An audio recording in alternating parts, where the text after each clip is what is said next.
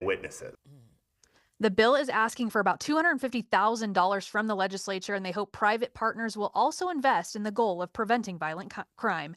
Reporting live from the Capitol, Heather Peterson, KSL News Radio. A Utah state senator wants to know how many guns are being held under the state's safe harbor law. The Safe Harbor law lets people voluntarily turn their guns into a law enforcement agency while they're experiencing a mental health crisis. Senator Chris Wilson wants to know how many guns those agencies are holding so lawmakers can know if more resources are needed. There are some counties that are holding hundreds of firearms. They're not counties, but law enforcement. So this is an issue. We need to get our arms around it. Law enforcement's been great. We're going to collect the data. I think it's got a 3-year data collection. And then we're going to collect it, and they're going to report to CCJJ. Senator Wilson says this bill will also ensure that the information about people who surrender their guns will remain private, so the names of those people can't be checked through an open records request. Reporting from the Utah State Capitol, Don Brinkerhoff, KSL News Radio. Utah lawmakers are looking to make more changes to our elections laws this legislative session. One of those bills, which is more than 150 pages long, is namely looking to make the names of Utah's registered voters public. It's also looking to require the lieutenant governor to lay out what to do when they have a conflict of interest when overseeing our elections.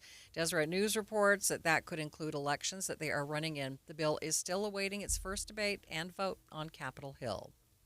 Legislation allowing election officials to verify citizenship is moving forward. KSL News Radio's Brianna Willis reports. The bill comes after a recent review shows 99.99% of registered voters in the state are citizens. Bill sponsor Representative Corey Malloy says even a few is too many. He says if there's a question about a potential voter's citizenship, they can provide required documentation. If someone shows that they're a citizen and with the proper documents and the ways that we've outlined to show that you're a U.S. citizen, that stays with you. So you don't have to do it over and over again. So one representative brought up concerns on the cost of implementing the bill. It could cost $32,000 a year to local governments and $100,000 to the state.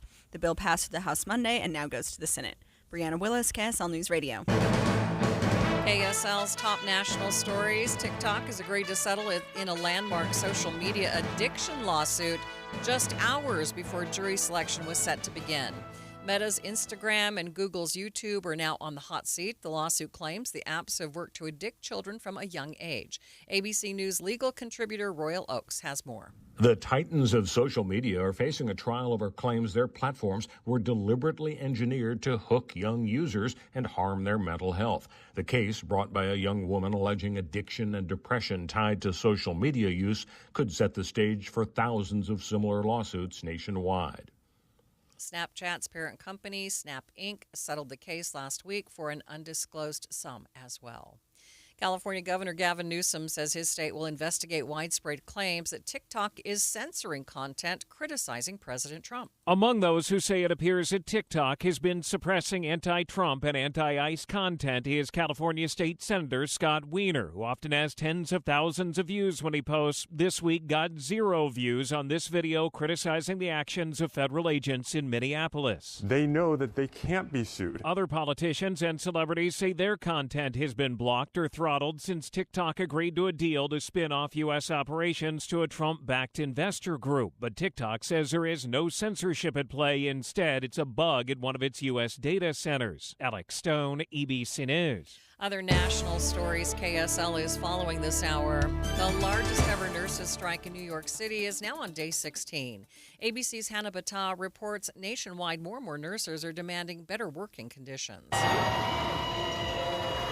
Tens of thousands of healthcare professionals begin day 2 of their strike, targeting hospitals and clinics on the West Coast. 31,000 nurses, pharmacists, physician assistants, and others walking off the job, demanding better pay and staffing in their dispute with Kaiser Permanente. We are always understaffed, people waiting 2, 3, 4, 5 hours in the emergency room. Picket lines at hospitals stretching across California and Hawaii. Kaiser says it's offered a 21% pay raise, calling it the company's strongest national bargaining offer ever.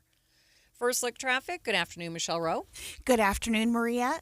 Right now, we're looking at good speeds and good conditions, I-15 all the way across the Wasatch Front, but I am looking at a live shot of a crash in Brigham City. This is 1100 South and US 89, causing some slowdowns. Michelle Rowan, the KSL Traffic Center. KSL News Time, 12:06. If you're tired of hot, uncomfortable dress shirts that just don't hold up, sweat stains, stuffy collars, short tails, sound familiar? Meet your new favorite dress shirts from Serve Clothing. The game-changing design features a mesh collar shield that stops sweat stains from ruining your look. Plus, built-in vents keep you comfortable under suits and jackets, no matter the season.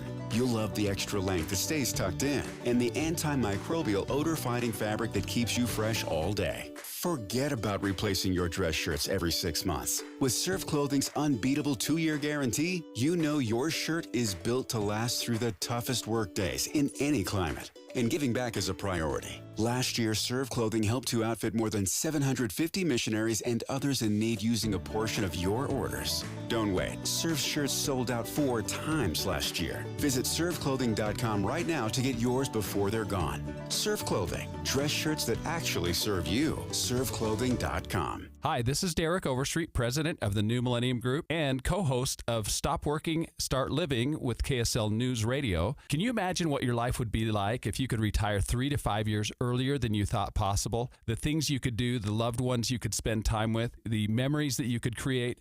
That's what our team at the New Millennium Group does. We'll walk you through the entire process every step of the way. If you'd like to get a copy of the 5-step proprietary plan that will help you retire 3 to 5 years sooner than you thought possible, give us a shout right now. 888-999-6370. That's 888-999-6370 or utahsfinancialplanner.com. Listen, most of our listeners right now have a tax problem, not a money problem. There's not enough money in Social Security Medicare as it is. Let us show you how you can significantly reduce your taxes. That's 888-999-6370, 888-999-6370, or utahsfinancialplanner.com. Thank you for joining us for Midday. Recapping our top story, lawmakers are hoping to crack down on violent crime, proposing a bill that would give police more money to solve cases that we see here in Utah. KSL News Time, 12:08. Bone-chilling cold and icy roads are complicating cleanup efforts in the Northeast and the South. The deadly winter storm knocked out power in several states. ABC News Chief Meteorologist Ginger Z has today's forecast. The cold alerts go from New Jersey down to Florida, and the extreme cold warnings are along the Gulf Coast like New Orleans or Houston this morning. The wind chills are sub-zero into Arkansas, some parts of Mississippi waking up in the teens, 24 the wind chill in Houston, 26 in Orlando, and yes, we are still up here in the single digits in a lot of parts of the Northeast, if not teens. It's not going to get much better, and we're going to have an even bigger push of polar air by this weekend. It goes sub-freezing all the way down into Florida. More than 24 people have died from those storms.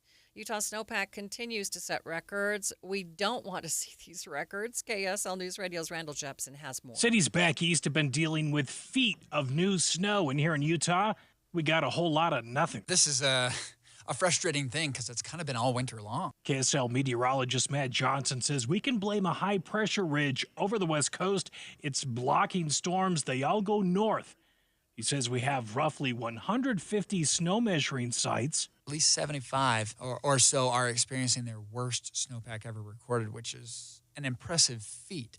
However, the caveat here is that the snowpack's not great, but the precipitation is okay. We did have a wet October, but our snowpack is dismal, and we desperately need to see more storms. Randall Jepson, KSL News Radio.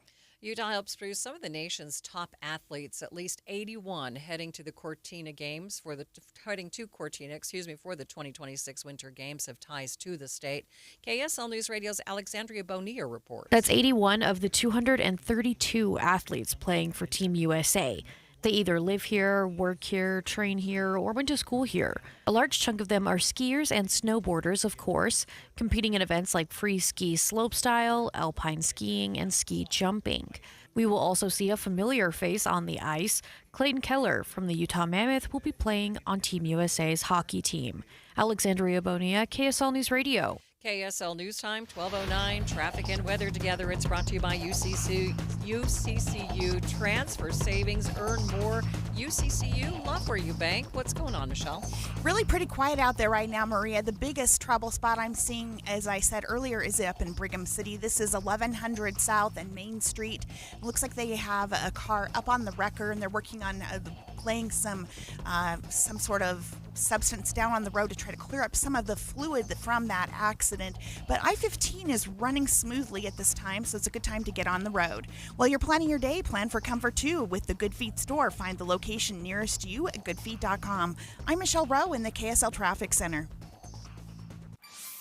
Pretty tranquil conditions for late January. 48 today for a daytime high, 8 above the normal, mostly sunny skies. 29 overnight, quiet. Tomorrow, mostly cloudy skies, 44 the high, and a slight chance for a rain-snow shower. From the KSL Weather Center, I'm Matt Johnson. And right now, 39 degrees in downtown Salt Lake City. Coming up on Midday, we'll hear more about the bill hoping to crack down on violent crime. That's coming up, streaming live at KSLNewsRadio.com and on the app for KSL News Radio. We are Utah's news, traffic, and weather station.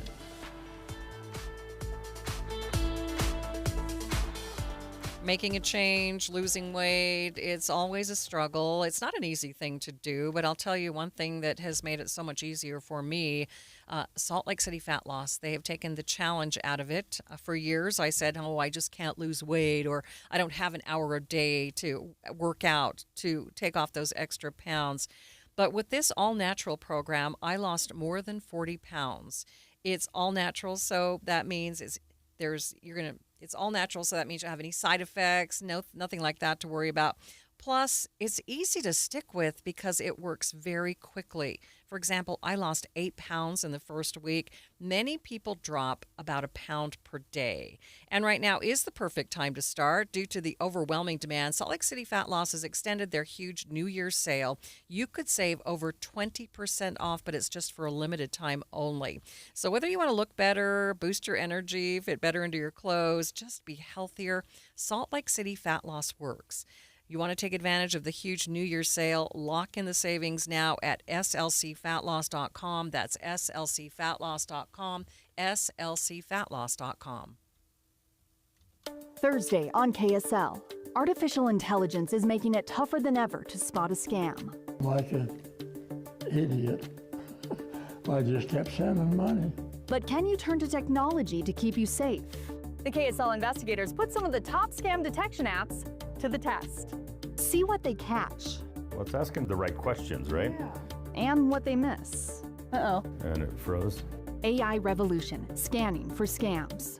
Thursday at 10. When your check engine light comes on, do you see a repair bill or do you see peace of mind? For 20 years, CarShield's been the name America trusts to help keep you on the road. While other companies stop covering you when your car gets older, CarShield offers protection plans up to 200,000 miles. With over $1 billion in claims paid, we don't just promise protection, we deliver it. Don't let a breakdown break your budget. Get the flexible month-to-month coverage you deserve. Go to carshield.com. That's carshield.com today. Welcome to guided meditation. Close your eyes. You're at the beach. The seagulls are calling. You take out your iPhone 16e you got from Cricket and use Apple Intelligence to clean up that selfie you just took. It's a good one. You send it to your friends instantly thanks to reliable nationwide 5G. They're totally jealous. Get iPhone 16e for $49.99 when you switch. Smile, you're on Cricket. Requires new line on the Supreme Unlimited plan. First service charge and tax due at sale. $25 activation fee. Terms and restrictions apply. Cricket 5G is not available everywhere. See store for details. KSL News Time 12:15. The 3 things you need to know this hour first. A new bill is asking to create a grant program for police so they have the resources they need to close more cases. The premise is that the more violent crimes they solve, the more criminals will be hindered from committing them. I'm KSL News Radio's Heather Peterson. Second, TikTok is settled with the state of California in a lawsuit alleging the company uses deceptive tactics to get children addicted. Third, traffic and weather together, Michelle. Still working on this crash in Brigham City, Maria. This is 1100 South and Main Street, which is US 89. It looks like they almost have it cleared, but use some caution. Michelle Rowan, the KSL Traffic Center. Almost a spring-like day, 48 the high, mostly sunny skies. I'm Matt Johnson. And right now, 39 degrees at the KSL Common Spirit Health Studios. Time for KSL's top national stories. From ABC News, I'm Wayne Cabot. President Trump says he will keep Kristi Noem on as the Homeland Security Secretary, despite cries that she be fired for claiming protester Alex Preddy attacked the ICE officers who killed him, despite videos that appear to show that he did not. I think she's doing a very good job. The border is totally secure. President now publicly breaking with his own Deputy Chief of Staff, Stephen Miller, telling reporters he does not believe Alex Preddy was an assassin, as Miller was quick to conclude after Preddy's killing. President Trump is touting border czar Tom Homan's arrival in Minneapolis. He's meeting with the governor, and he's meeting with the mayor, I think, later. And I hear that's all going very well also. Asked if he believes Alex Preddy's death was justified, the president pointed to the federal investigation. I want to see the investigation. I'm going to be watching over it. I want a very honorable and honest investigation. I have to see it myself. Karen Travers, ABC News, the White House. Sure, they get ICE in Tennessee, but the state's emergency management says not like the layers and inches of ice that impacted the infrastructure, leaving them unprepared to handle the hundreds of thousands of power outages. 35 people have died in the storm's path across the country. Pittsburgh is having a hard time clearing the snow because a third of its plows broke down. Power has been cut to at least 1 million people in Kyiv from Russian drone attacks as Ukrainians suffer through a fourth winter of war. TikTok has suddenly agreed to settle a landmark social media addiction lawsuit just before the trial was set to begin this morning in Los Angeles. That leaves Instagram and YouTube facing claims that their platforms are deliberately designed to addict and harm children. Wall Street is mixed with the Dow down 450 points right now. The S&P is up 33, NASDAQ up 230. You're listening to ABC News. Time for the KSL In-Depth. The bill tackling violent crime is hoping to give families closure. Carl Holland with the Utah Statewide Association of Prosecutors gives us an example. Although it's purely coincidental, I can't help but recognize that today is the 26th birthday of Breland Otteson. Or at least it would be if she was still with us. Because just over 8 years ago today, she was brutally murdered at the side of a vertical mine shaft and her body thrown in that mine shaft. Her life was tragically cut short at 17 years old. And her family had to mourn and celebrate her 18th birthday, not knowing what happened to her, where she was, or whether she was alive. I had the privilege as a prosecuting attorney to play a small role in bringing closure and justice for that family, for that victim.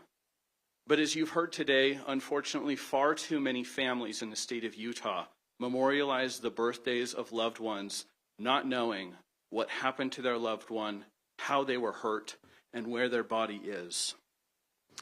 These families have to wait agonizing months or years before ultimately learning what has happened to their family members and wondering whether or not they will ever be able to put those family members to proper rest. Hopefully, today we can also recognize that Utah is committed to making an investment into solving this problem. This bill is an investment into the families of Utah to ensure that our families, our loved ones, can be safe, and that those who predate on those family members, that those who would harm others, will be held accountable and brought to justice. I don't have much that I can add to what these experts have already spoken in their fields of expertise, other than to say that the prosecutors of the state of Utah stand committed with these partners in the community and in the criminal justice arena to ensure that violent criminals in our state are held accountable, that they are brought to justice, and that we can preserve a safe society for our families going forward. We will continue to follow the progress of this bill and will provide updates throughout the legislative session. Traffic and weather together. It's brought to you every 10 minutes on the nines by UCCU. Supercharger savings at uccu.com. And here's Michelle Rowe. Again, things are still pretty quiet out there, Maria. We do have reports of a new crash, though, in Santaquin. This is southbound I-15 at Summit Ridge Parkway. The right of 2 lanes is blocked, so you'll want to just use a little caution going through that area. Other than that, looking pretty good out there. Looks like they finally have the crash in Brigham City cleared. Common Spirit hospitals, clinics, and caregivers all connected to advanced healthcare in Colorado, Kansas, and Utah. Healthcare with Human Kindness is here. Hello, Human Kindness. I'm Michelle Rowe in the KSL Traffic Center. KSL 7-day forecast. You got 48 degrees today, mostly sunny skies. Honestly, it could feel a little spring-like. 44 tomorrow, mostly cloudy, 30% chance for rain, snow showers. Partly cloudy, 44 again on Thursday. Friday, we warm it to 47, mostly sunny. 52 on Saturday. We go 53, partly cloudy skies on Sunday. Monday, you got 54, partly cloudy and a little bit hazy. From the KSL Weather Center, I'm Matt Johnson. And right now, hazy sunshine, 47 degrees in downtown Salt Lake City. And the 7-day forecast is brought to you by Performance Automotive Bountiful. And still to come, we're going to check your money news. The Dow taking back yesterday's gains. A complete update of your money news is coming up next.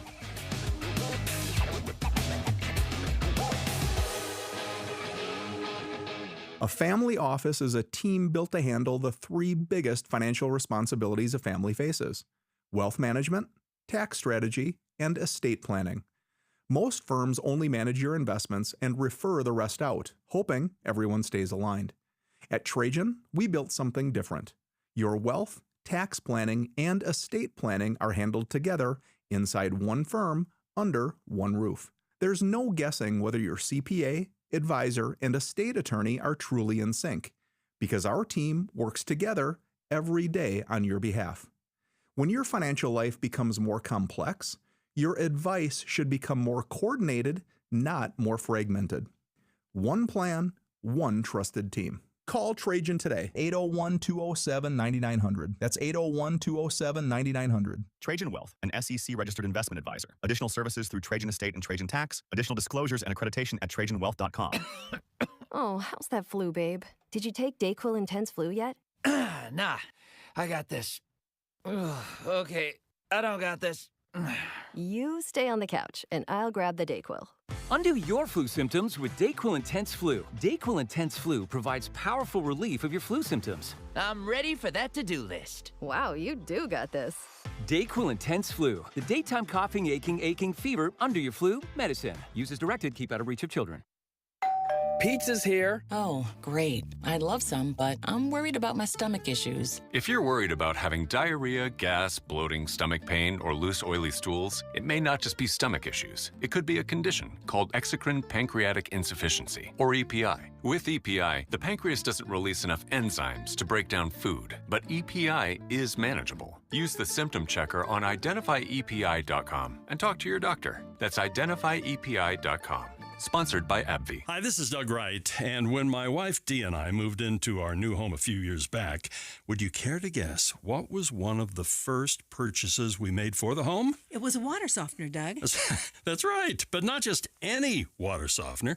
The fact is, Dee and I, just won't settle for anything less than Connecticut. For one thing, Connecticut softeners are so well designed, they use 2/3 less salt than other softeners. And I tell you, my back really appreciates carrying in just one bag of salt compared to 3 that my neighbors are carrying in. For another, Connecticut's all-mechanical design never needs adjustment, even if the power goes out or some household water use changes. In fact, it's virtually maintenance-free, meaning there are no annoying knobs to fiddle with. You really should look into the water softener from Connecticut. To learn more, call Connecticut of Utah at 801-576-8600 or go to softwaterutah.com. That's softwaterutah.com. Getting help with plumbing repairs is easier than you think. All you have to do is call Any Hour Services or schedule an appointment at anyhourservices.com. No one helps more homeowners than Any Hour Services. KSL News Time, 1224. 2 ancient artifacts washed ashore in Greece. Scientists think that they are the oldest wooden tools uncovered so far.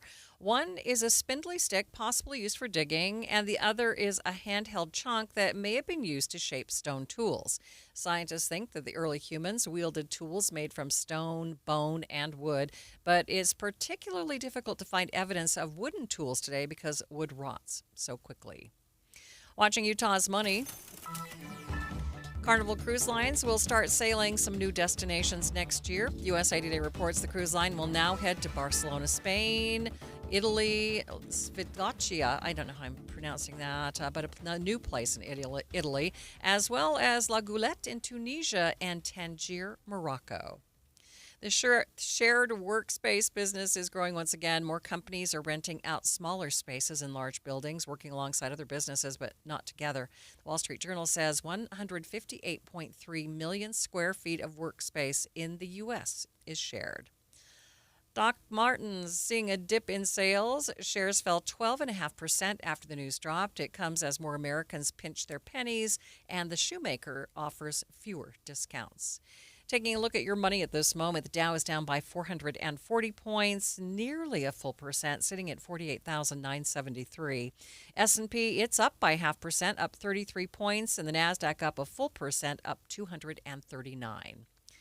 Actress Sydney Sweeney could be facing some legal trouble after pulling a publicity stunt. She is one of Hollywood's hottest young stars, but now Sydney Sweeney could be looking at possible trespass and vandalism charges after lacing the Hollywood sign with dozens of bras. She had a crew filming the whole thing, the actress seen tossing several clotheslines of bras over the big letters. Apparently, this was a stunt to support her new lingerie line, though the Hollywood Chamber of Commerce is responding, saying the production involving Sweeney was not authorized. That is ABC's Mark Cotaropoulos in Los Angeles. Sweeney posted the full video herself on her Instagram.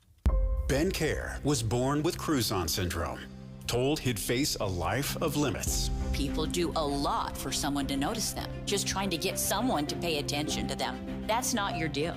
Impossible adversity didn't break him. You will never live an ordinary life. It fueled him. So make it extraordinary. Wrestling defined him. Courage shaped him, and refusing to be normal became his superpower. We could make excuses, or we can just chew the excuses up and swallow them. And then you end up like Ben.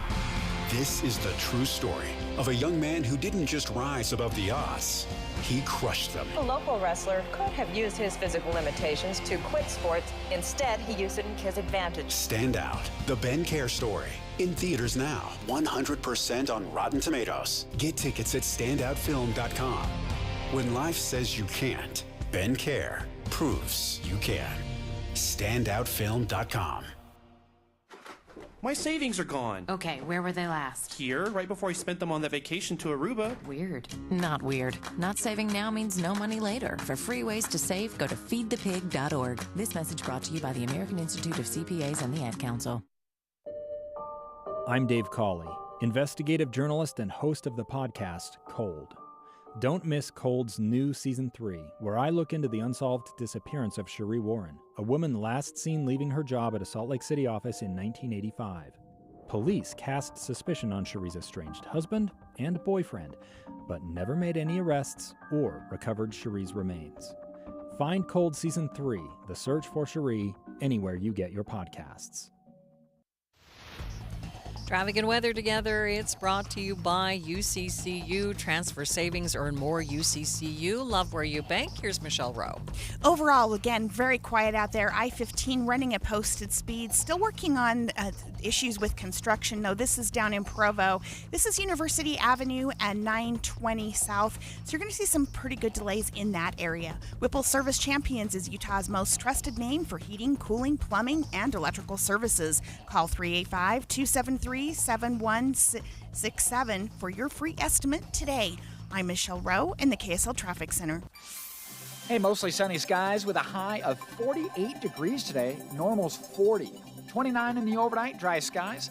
Mostly cloudy tomorrow with a 30% chance for a rain-snow shower. 44 the high. From the KSL Weather Center, I'm Matt Johnson. Taking a look at some of the temperatures around the area, it's 39 degrees here in downtown Salt Lake City, Ogden 42, 44 in Provo. You know what? St. George isn't that much warmer with 46 degrees. You're listening to Midday with Maria Shilaos on KSL News Radio, 102.7 FM and 1160 AM. Good afternoon. KSL News Time 1230. KSL's top story this hour, and it is breaking news. Arizona officials say a person was shot in an incident involving a Border Patrol agent. This is according to the Pima County Sheriff's Department. It says it happened early this morning. The victim was taken to the hospital in critical condition. It is unclear what led to that shooting. We will continue to follow this story and bring you the very latest. Childcare is hard to find for many Utahns. To help aid the ongoing problem, the University of Utah is trying employee housing to on-site daycare. KSL News Radio's Eric Cabrera is live to explain. Eric? Maria, the University of Utah is opening on-campus apartments to employees who work at least 30 hours a week, with housing located near existing UKids childcare centers. University officials also say they plan to open a new state-of-the-art childcare facility at the apartment complex, adding more on-site options for working parents and shuttle service to and from work. That stands out as childcare costs in Salt Lake City area can average around $2,500 a month for full-time care, with infant care often costing more. While child care tuition isn't publicly listed and enrollment is limited, the university says pairing housing with on-site childcare is meant to support employee retention and work-life balance. The new apartments open in March. Live, Eric Cabrera, KSL News Radio. Key Bank is investing in the state, providing $43 million for affordable housing in Salt Lake City. The Sunrise Metro apartment building will get some renovations before an additional apartment complex is built. It's estimated to include 100 units, all of which will be restricted to 25 to 35% of the area median income. A Utah lawmaker is asking the state to invest in a program that helps small businesses get off the ground. KSL News Radio's Adam Small has more. State Representative Doug Fiafia is asking his fellow lawmakers to consider putting some state money into the Utah Micro Loan Fund. That fund provides loans to small businesses that don't have the assets or credit to get a traditional bank loan, and they also provide those businesses education on how to succeed. Representative Fiafia told a group of lawmakers today, "It targets the smallest businesses, those that would not exist without this support, and turns limited state dollars into millions in revolving capital with a 92% repayment rate. This isn't charity, it's disciplined, accountable investment in Utah's entrepreneurs who just need a fair start." Fiafia is asking the state to put $600,000 into the microloan fund, which its executive director says they could match, which would allow them to help dozens of small businesses get on their feet. Adam Small, KSL News Radio. We are hearing from Salt Lake City's mayor for the first time regarding threats that she's faced from a man who was accused of stalking her. He called for anyone to kill us on sight. He declared that we should die because of my politics, my actions as mayor. Mayor Mendenhall spoke in front of a judge at the sentencing of Jason Guy Rogers in Farmington earlier this month. She says the threats have had a lasting impact on her and the rest of her family. Rogers pled guilty to stalking. The judge sentenced him to 60 days in jail and ordered him to never contact and to stay away from the mayor and her family. Mayor Mendenhall will deliver her 2026 State of the City address tonight at 7. This is the 7th time she will be giving the address. KSL's top national stories. Border Czar Tom Homan is in Minnesota to take over immigration operations. The tensions have been growing since the second person was shot dead by immigration agents. Texas Governor Greg Abbott, a staunch Trump ally, says the immigration operations have gone too far. More from ABC's Karen Travers. This is Greg Abbott, who just a couple years ago deployed underwater razor wire in the Rio Grande River as a way to do immigration enforcement at the border. And he fought with the Biden administration on this, saying that that state should be allowed to do federal law enforcement or immigration enforcement in their own way. So he is certainly a hardliner.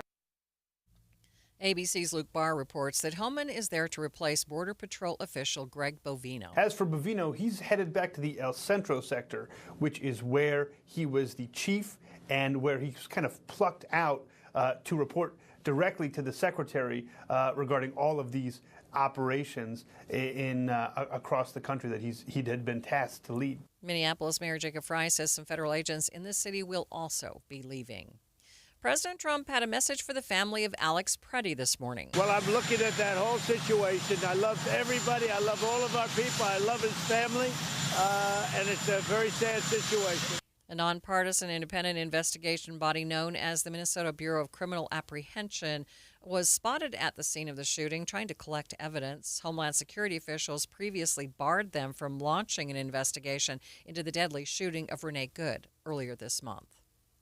A group of U.S. ICE agents will have a security role at next month's Milan Cortina Olympic Winter Games. U.S. Embassy in Rome tells the Associated Press that the ICE agents will help support diplomatic security details at the Games, essentially providing protection. But at the same time, they also say the agents will not be taking part in any immigration enforcement during the games. Milan's mayor, Giuseppe Sala, is responding to the news. He says ICE agents are not welcome in his city.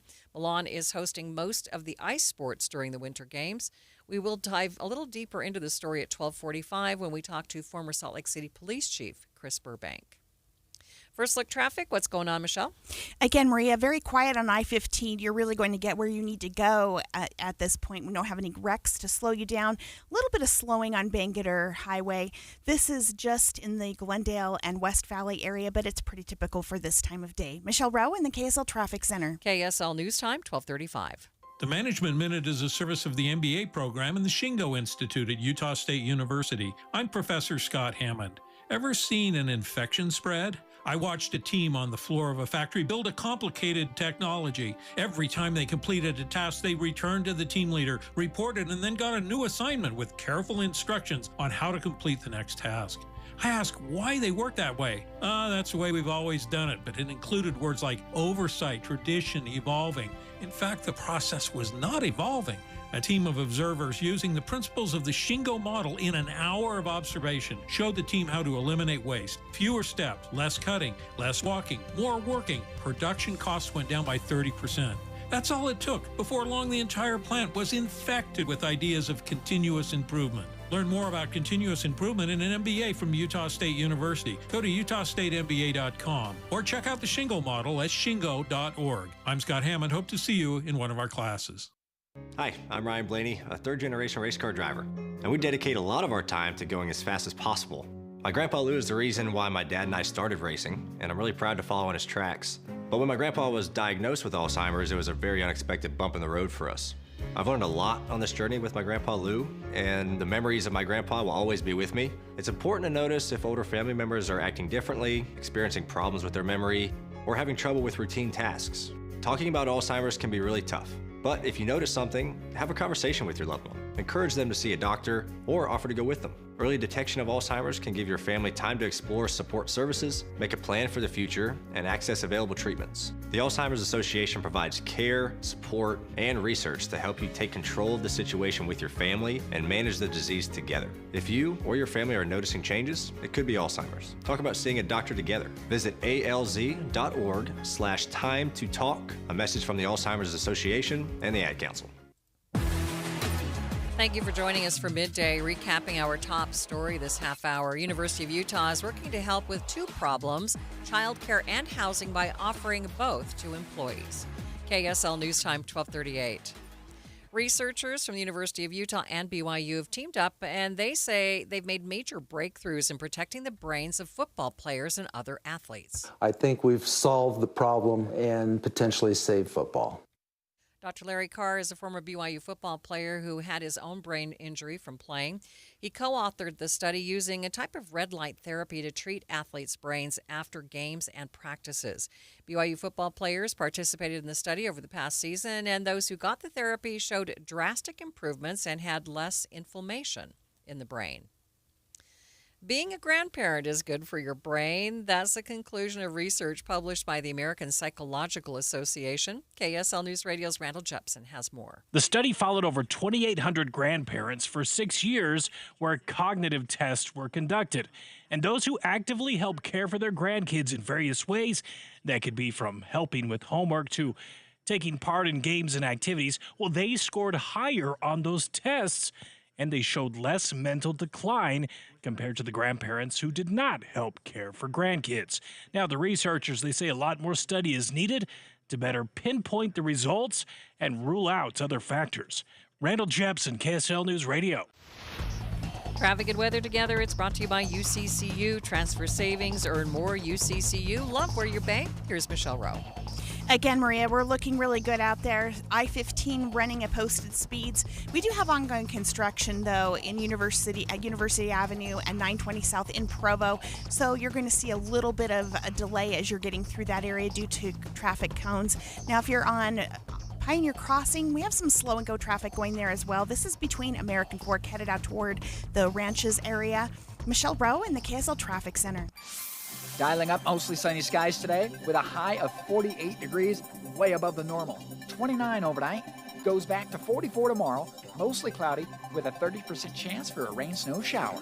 From the KSL Weather Center, I'm Matt Johnson. Sunny and 41 degrees in downtown Salt Lake City. Coming up on Midday, we'll talk to a former police chief about Olympic-level security and why it could make sense to send ICE agents to Cortina to work as security. That's coming up, streaming live at KSLNewsRadio.com and on the app for KSL News Radio. We are Utah's news, traffic, and weather station.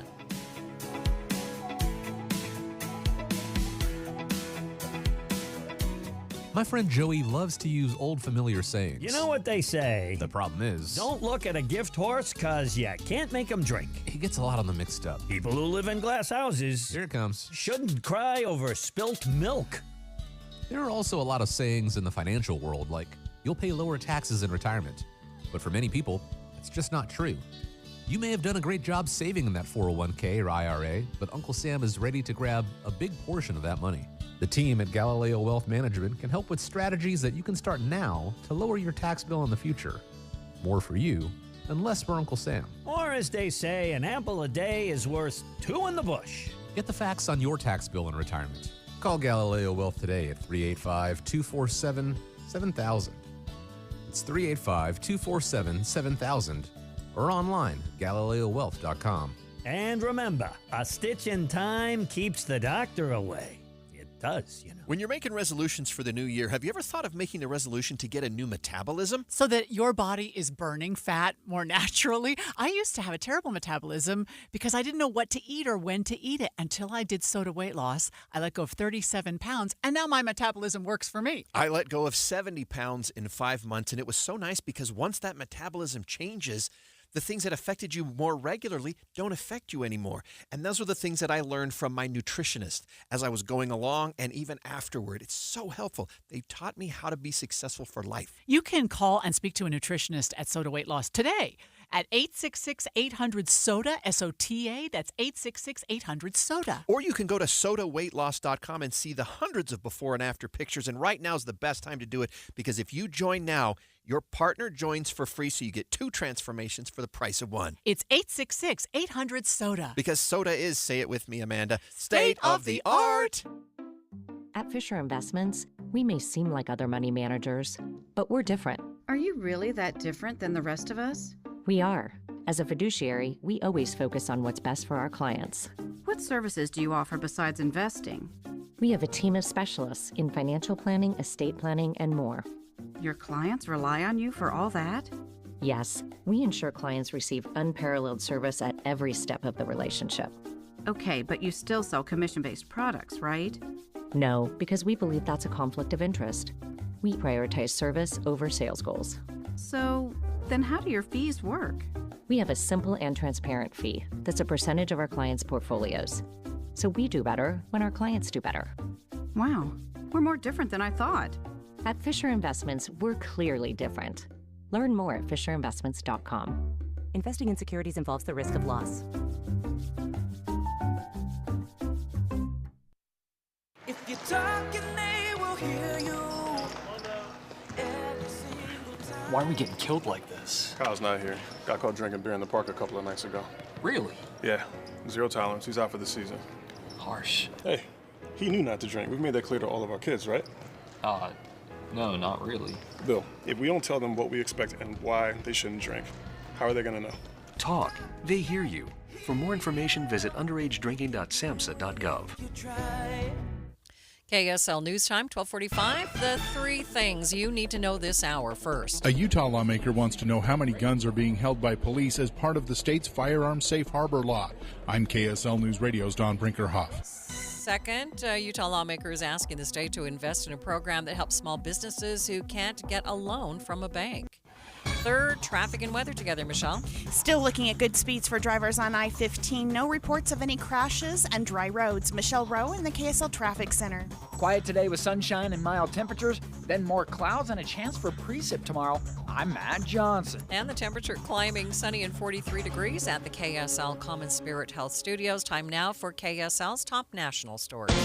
ABC News, I'm Wayne Cabot. President Trump just told reporters he disagrees that Alex Preddy was an assassin, as Trump advisor staffer Steve Miller labeled him. Trump did not take issue with Homeland Security Secretary Kristi Noem's comment that Preddy was a violent armed suspect who attacked the agents who killed him in Minneapolis on Saturday. Trump says Noem is doing a very good job. But Border Commander-at-Large Greg Bovino is now out of Minneapolis, and Tom Homan is in to take over his duties.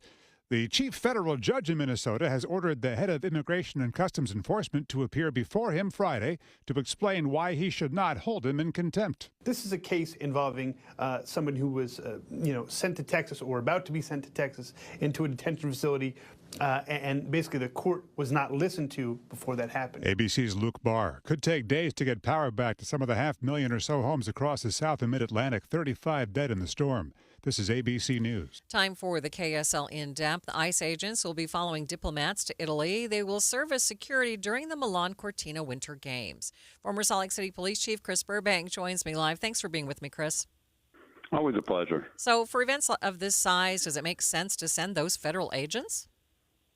Well, Salt Lake City, for example, I know it's been a number of years, but we had a combined force. I was assigned to the Secret Service for 2 years prior to the Olympics. And so it makes good sense to start having the conversation now about what our Olympics are going to look like and how are we going to actually provide the security for a party, for a sporting event. We have to remember it's not a security event, it's a sporting event. There has been some pushback from those in Italy about these ICE agents going there. Do you think that that's something that is, that they have a right to say? Well, absolutely they have a right to say. And I will tell you, in my opinion, I don't think ICE has been good actors in the United States, and it's been demonstrated across the country. It's seen on the news every night. We need to look and say, all right, how do we gain legitimacy in the practice that we're engaging in?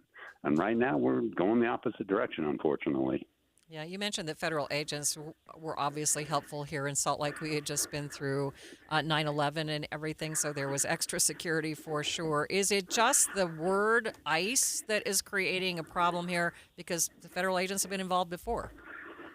Oh, absolutely, it's the word ICE. And the other thing that is interesting and confusing to me personally is the Olympics fall under a special security assignment, which is run by the Secret Service, not by Immigration and Customs. And so I'm unclear as to why they are seeming to take the lead on this particular circumstance when Secret Service is actually in charge. Yeah, well, they have said that they aren't going to be doing any sort of, deportations or customs sorts of things as well. Yes, but see, this is the problem. You cannot be one way on Tuesday and on Friday say, oh, no, trust me, we're going to be different now. That's not legitimacy. That's not legitimacy in the eyes of Americans or in the eyes of the world. And it's the eyes of the world that are upon us for the Olympics. Yeah, and I hope they figure it out soon because those games are just right around the corner here. Right around the corner, for sure. All right, Chris, thanks so much for being with me. You bet. Take care. Former Salt Lake City Police Chief Chris Burbank joining me live on the KSL Newsline. Let's get you up to date on the drive, traffic and weather. It's brought to you by UCCU Supercharger Savings at uccu.com. Michelle?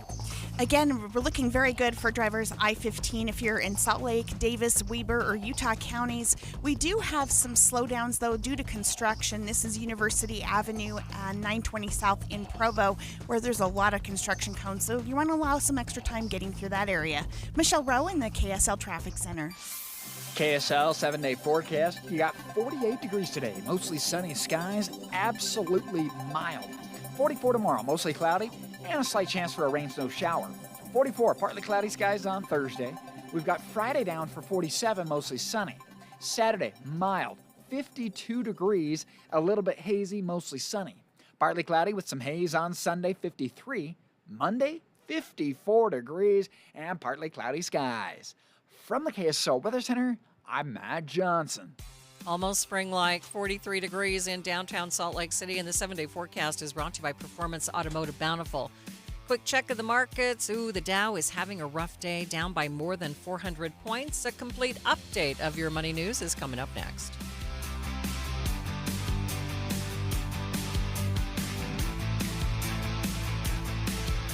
Hi, this is Derek Overstreet, president of the New Millennium Group and co-host of Stop Working, Start Living with KSL News Radio. Can you imagine what your life would be like if you could retire 3 to 5 years earlier than you thought possible? The things you could do, the loved ones you could spend time with, the memories that you could create. That's what our team at the New Millennium Group does. We'll walk you through the entire process every step of the way. If you'd like to get a copy of the 5-step proprietary plan that will help you retire 3 to 5 years sooner than you thought possible, give us a shout right now. 888-999-6370. That's 888-999-6370 or utahsfinancialplanner.com. Listen, most of our listeners right now have a tax problem, not a money problem. There's not enough money in Social Security Medicare as it is. Let us show you how you can significantly reduce your taxes. That's 888-999-6370, 888-999-6370, or utahsfinancialplanner.com. Valentine's Day is a moment to pause and celebrate the love that fills your life. Duke's Jewelers in Springville believes every love story deserves something timeless, something chosen with intention and given from the heart. This Valentine's season, explore pieces that speak without a single word. Dazzling diamonds that catch the light, rich gold that feels classic and enduring, and colorful gemstones that tell a story all their own. Whether you're marking a first Valentine's together, honoring decades of devotion, or simply wanting to make someone feel cherished, Duke's Jewelers is here to help you find the perfect piece. Duke's Jewelers will guide you with care, offer thoughtful suggestions, and even wrap your gift beautifully so you can enjoy the moment, not stress over it. Visit Duke's Jewelers on Springville Main Street and discover a gift that will be treasured long after February 14th is passed. Because love is worth celebrating in the most meaningful way. Duke's Jewelers. Love elevated. You know, this is one of those topics that no one really wants to think about, but if you're a parent, a homeowner, married, or helping take care of aging parents, it's something that honestly deserves a little attention. I'm talking about estate planning. And before you tune out thinking it's complicated or expensive, that's actually why I want to mention Trust and Will. Trust and Will makes estate planning feel way less intimidating than it sounds. They offer modern, attorney-designed wills and trusts that you can create online. And the process is surprisingly straightforward. In fact, you can create a will in as little as 30 minutes. That includes things like guardianship for your kids or pets, how your assets are distributed, and even healthcare directives. Don't wait until it's too late. Protect your loved ones with Trust and Will, the most trusted name in online estate planning. Go to trustandwill.com/plan to get 20% off. That's trustandwill.com/plan for 20% off. trustandwill.com/PLAN. As veterans, we're no strangers to helping others. It's what we were taught, trained, and told to do. It could be for anything. Helping a friend move. Listening to a fellow veteran for hours, at any hour of the day. Or just simply making time for people. A neighbor, a loved one, or even a stranger. We're often the first to help others. There's no question about it. But we do have one question for the veterans listening. When was the last time you reached out for help? Perhaps it's time to do for yourself what you would do for others. If you or someone you know needs resources, whether it's for stress, finances, employment, or mental health, don't wait. Reach out. Find more information at va.gov/reach. That's va.gov/reach. Brought to you by the United States Department of Veterans Affairs and the Ad Council.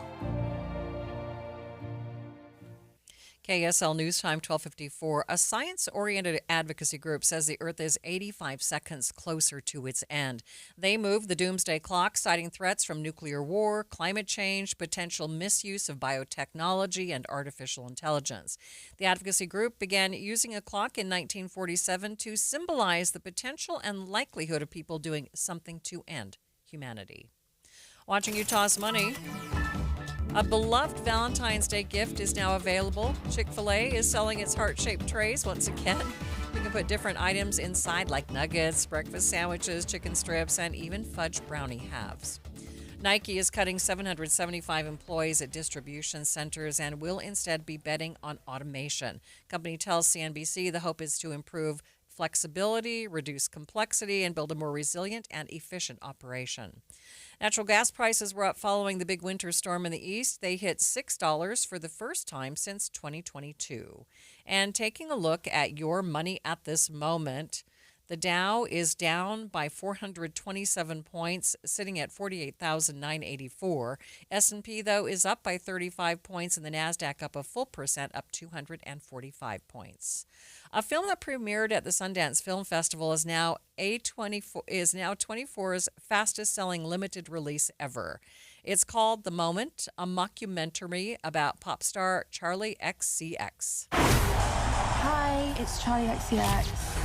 Are you having a brat summer? I'm sorry, what is it again? Is it? We agreed to brat summer forever. Don't you just think the whole, keep having a brat summer thing is a bit cringe? It's all cringe. Good to go again? A24 has seen another major box office success with movies like Marty Supreme, Everything Everywhere All at Once, Civil War, and Materialists. Well, hunting season's over. Not for me. Say, what? I'm on huntexpo.com applying for Utah's top 200 big game tags for just $5 each. Wait, Utah's top 200 tags, $5? Come again? Yep, it's all part of the Western Hunting and Conservation Expo in Salt Lake City, February 12th through the 15th. Wow, look at this, nearly 600 guides, outfitters, and exhibitors. So we could book a hunt while we're there. Exactly. Plus big auctions, big banquets, there's live entertainment, even free seminars from top hunting pros. Oh, I see. And we can get discounted admission at Sportsman's Warehouse, Les Schwab Tires, Bass Pro Cabela's, and Utah Toyota dealers. Yeah, hunting opportunities are endless at the Hunting Expo. All right, huntexpo.com. I'll get the tickets. Yeah, okay. Apply for the $5 tags and book a hotel room. Oh, yeah, we could sign up for all kinds of seminars. Your hunt starts at the Western Hunting and Conservation Expo and huntexpo.com. Any Hour Services can help you make sure your furnace keeps you warm this winter. Whether you need a tune-up, a repair, or a second opinion about replacing it, call Any Hour Services or visit anyhourservices.com. Sign up for KSL Text Alerts. Get breaking news and traffic updates by texting the word news to 57500. Want access to exclusive contests? Text contest to 57500. Jazz fans, text the word jazz for breaking jazz updates. And Cougar fans, text BYU to 57500 for the latest on the Cougars.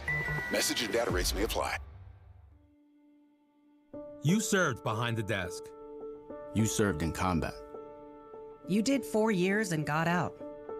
You were drafted. You gave 20 years. You gave exactly what your country needed.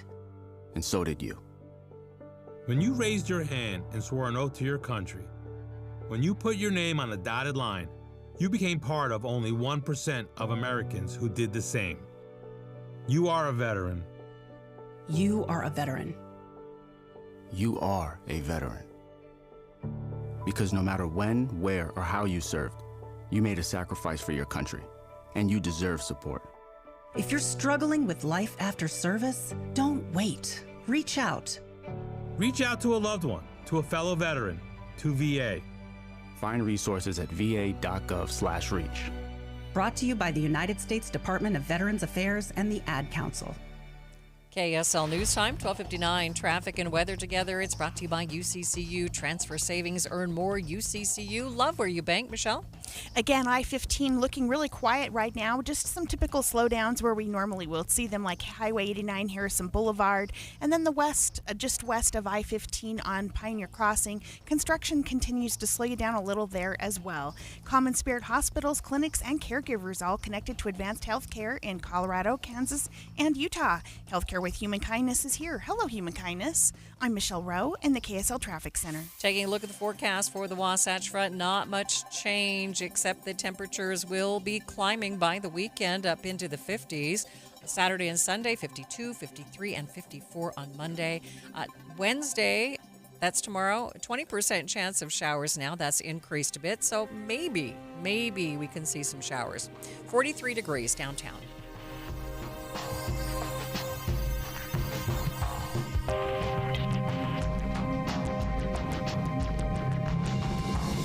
KSL FM Midvale. KSL Salt Lake City. From the KSL Common Spirit Health Studios, this is KSL News Radio. Utah's news, traffic, and weather station. Helping families and communities heal and find closure. It's the goal of several bills on Utah's Capitol Hill to address violent crimes that often turn cold. I know families who have lost loved ones to violence and are still waiting for answers. That waiting changes everything. It affects how families heal, how they trust the system, and how they feel safe in their own communities. The time is 1 o'clock on Tuesday, January 27th. It's midday. I'm Maria Shilaos. Coming up, Eye on the Hill, we have a special half hour looking at a few bills that could help law enforcement investigate and solve violent crimes, some of which may be decades old. We'll also get some perspective on the proposals from someone who's often knee-deep in cold case investigations. Also this hour, I want to see the investigation. I'm going to be watching over it. I want a very honorable and honest investigation. I have to see it myself. President Trump committing to a fair and honest investigation in the death of an ICU nurse in Minnesota at the hands of Border Patrol agents. But first, our top stories. We could see a few sprinkles in the valleys over the next 24 hours as a small storm system skirts by, but Utah's snowpack continues to set records for being so low. KSL News Radio's Randall Jepson has more. People are still digging out from a massive snowstorm back east. Meanwhile, we're hanging out here in Utah with temperatures in the 40s, and our mountain snow measuring sites, they don't have much snow. Half of the SNOTEL measuring sites, so half of the snow measuring sites here within the state of Utah, are experiencing their record lowest snowpack. KSL meteorologist Matt Johnson says we did have a wet October, and our precipitation numbers, they're okay. Not great, okay. But he calls our snowpack absolutely dismal. And to get more storms, we need a big high-pressure system that's sitting off the west coast. It needs to move, so all the storms will stop going north into Canada. Randall Jepson, KSL News Radio. Our top national story from ABC News, major tech companies like Meta and YouTube are facing a lawsuit from a user who says she's become addicted to social media or became addicted to social media at a young age. Prior to going to trial, both TikTok and Snapchat settled with the plaintiff. ABC's Mike Dubusky has more. Facebook, Instagram, and YouTube are being accused of using addictive designs, which can lead to compulsive and unhealthy behaviors, according to the California case. Advocates for the plaintiff say the fact the case is reaching the trial phase at all is significant because Section 230 of the 1996 Communications Decency Act protects online platforms from the content that gets published on them. California case is also called a bellwether case, meant to be used as a framework for juries' decisions in future similar social media cases. Taking a look at your money at this moment, it's a rough one for the Dow today. It's down 428 points, S&P up by 34, and the NASDAQ up by 256 points. Traffic and weather, it's brought to you by UCCU Supercharger Savings at uccu.com. Here's Michelle Rowe. Again, things looking really good out there. We do have some construction slowing you down in a couple of spots. This is University Avenue, 920 South in Provo, construction cones.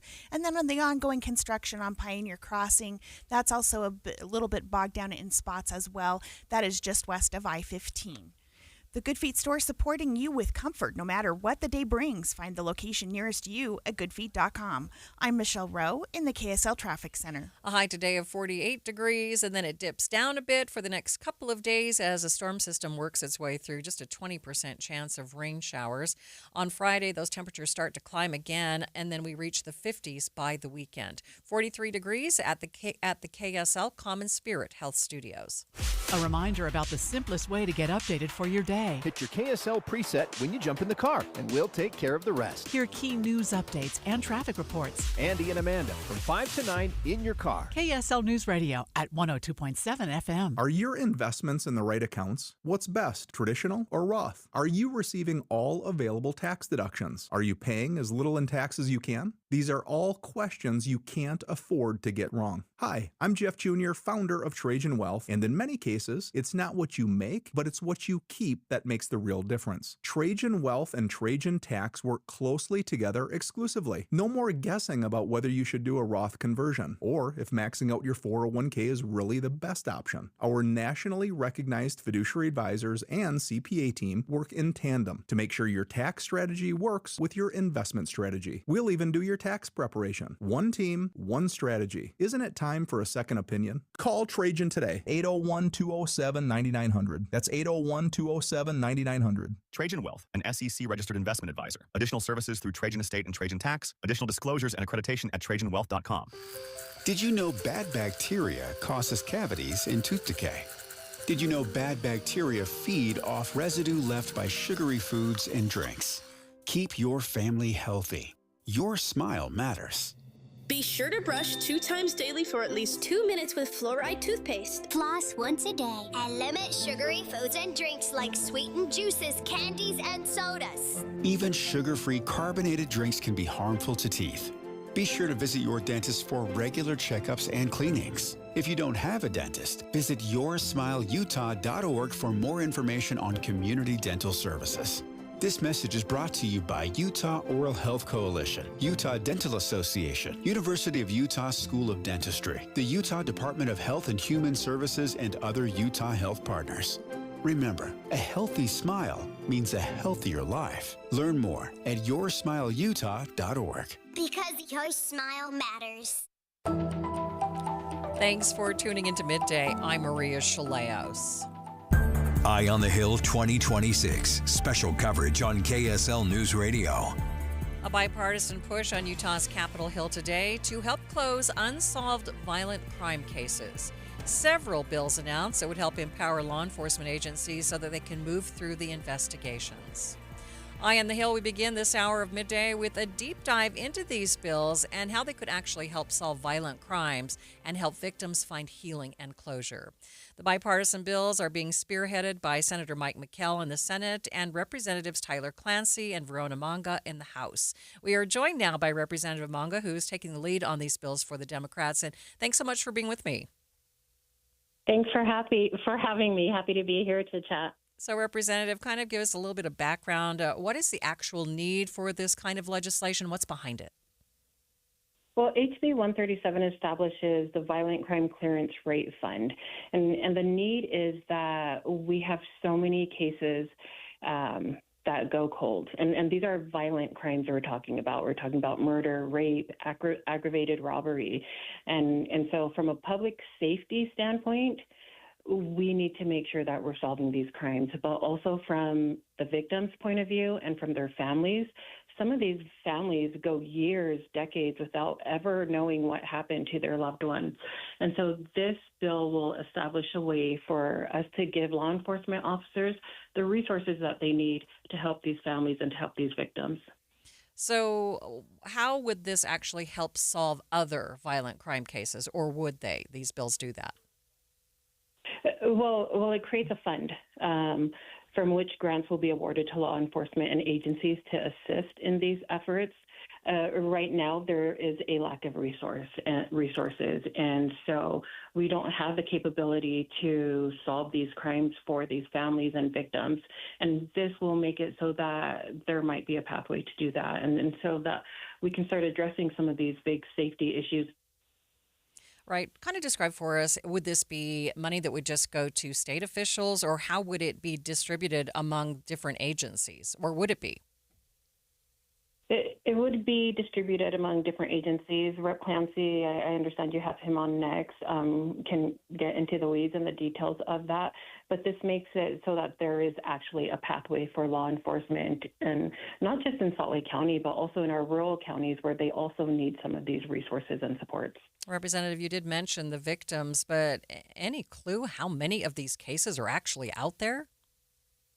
I don't have those numbers right in front of me, but I do know that I personally know of a family who lost a loved one back in 2000, and the case went cold. And it was a case in Salt Lake, and I think there's many of those stories that we hear throughout the state. And so, again, this is going to close a gap and provide some healing and hopefully some closure for these families. Is it your hope that now that there is new technology, new DNA testing, that this is what's going to really make the difference? Absolutely. We have so much technology and just access to new technology and resources that we just didn't have several years ago. And with this legislation, it'll make it so that we actually have access to it. I'm wondering what you've heard from law enforcement. I know there has to be detectives out there who have been just kind of tortured by cases that they have not been able to solve. Yeah, I've spoken with, I represent House District 31, which is West Valley and Taylorsville, and I've spoken with the Chief of Police in West Valley and also Taylorsville. I've also spoken with investigators, and I think this gives them hope that they'll be able to prioritize some of these cases. Representative, is there anything else that you would like people to know about these bills? Yeah, I think it's good legislation. It's good policy. It's not bipartisan. It truly is about answering the call and solving some of these cases and really just making our communities and our state safer and providing a way for families to get the answers that they deserve. Representative, I appreciate your time. Thanks for being with me. Thank you for having me. I really appreciate your attention to this. Thank you. That is Representative Verona Manga joining us on the KSL Newsline. And stay with us. Our special Eye on the Hill coverage continues in just 60 seconds. When your check engine light comes on, do you see a repair bill or do you see peace of mind? For 20 years, CarShield's been the name America trusts to help keep you on the road. While other companies stop covering you when your car gets older, CarShield offers protection plans up to 200,000 miles. With over $1 billion in claims paid, we don't just promise protection, we deliver it. Don't let a breakdown break your budget. Get the flexible month-to-month coverage you deserve. Go to carshield.com. That's carshield.com today. Get in the zone, AutoZone. Brian's headed to the basketball court, but he's sick of this check engine light. So he goes to AutoZone for the free Fix Finder service, Welcome to AutoZone. What are you working on today? where a friendly AutoZoner reads the light in just a few minutes and gives him a detailed report. No big, just a loose gas cap.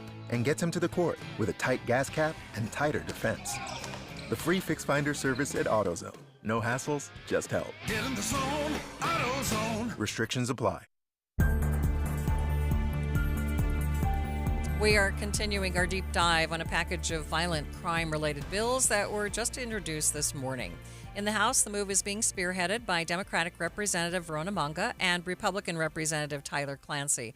Now, before the break, I chatted with Representative Manga. This segment, I'm joined by Representative Clancy.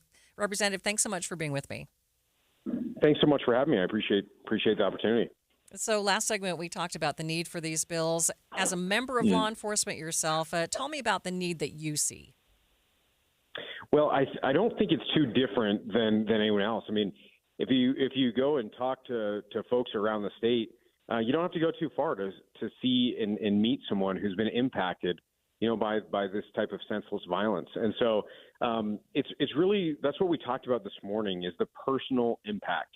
You're never going to be able to quantify what it means for a society when, a son is going to grow up learning about his father through photos and stories because of this violence. You can never measure the impact of a mother who sets the dinner table when there's an empty chair where her daughter used to sit.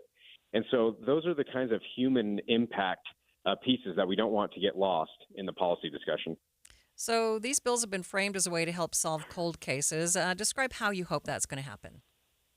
Well, it will help solve all cases and enhance our clearance rates for violent crime.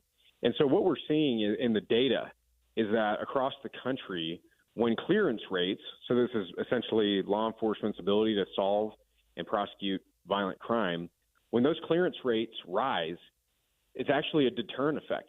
And so you think if you put yourselves in the shoes of a criminal who's going to, commit some act of violence, this means that when they pull the trigger, they know that this is going to change their life forever because they're going to be caught and they're going to be held accountable. And so that's really what we're trying to get at, is to hit to the heart of it, not just necessarily hack around at the branches. Yeah, we've heard a lot about how technology has been changing things in cold cases, things like DNA evidence. Is there some other things that we should know about how these cold cases can now be solved, the things that are out there that weren't out there, 10, 20 years ago? Well, I think that's a great example. The investigative genetic genealogy detective Ben Pender of the Unified Police Department utilized this cutting-edge technique to solve the homicide of Sherry Black. It was nearly 10 years later to close that case and bring that case to justice. But also, too, in the here and now, when there is violent crime, particularly with gang violence, many times you have individuals who live within that community who are afraid to speak out. And so this funding can also be used for witness protection program and other critical thinking pieces here that can help solve violent crime.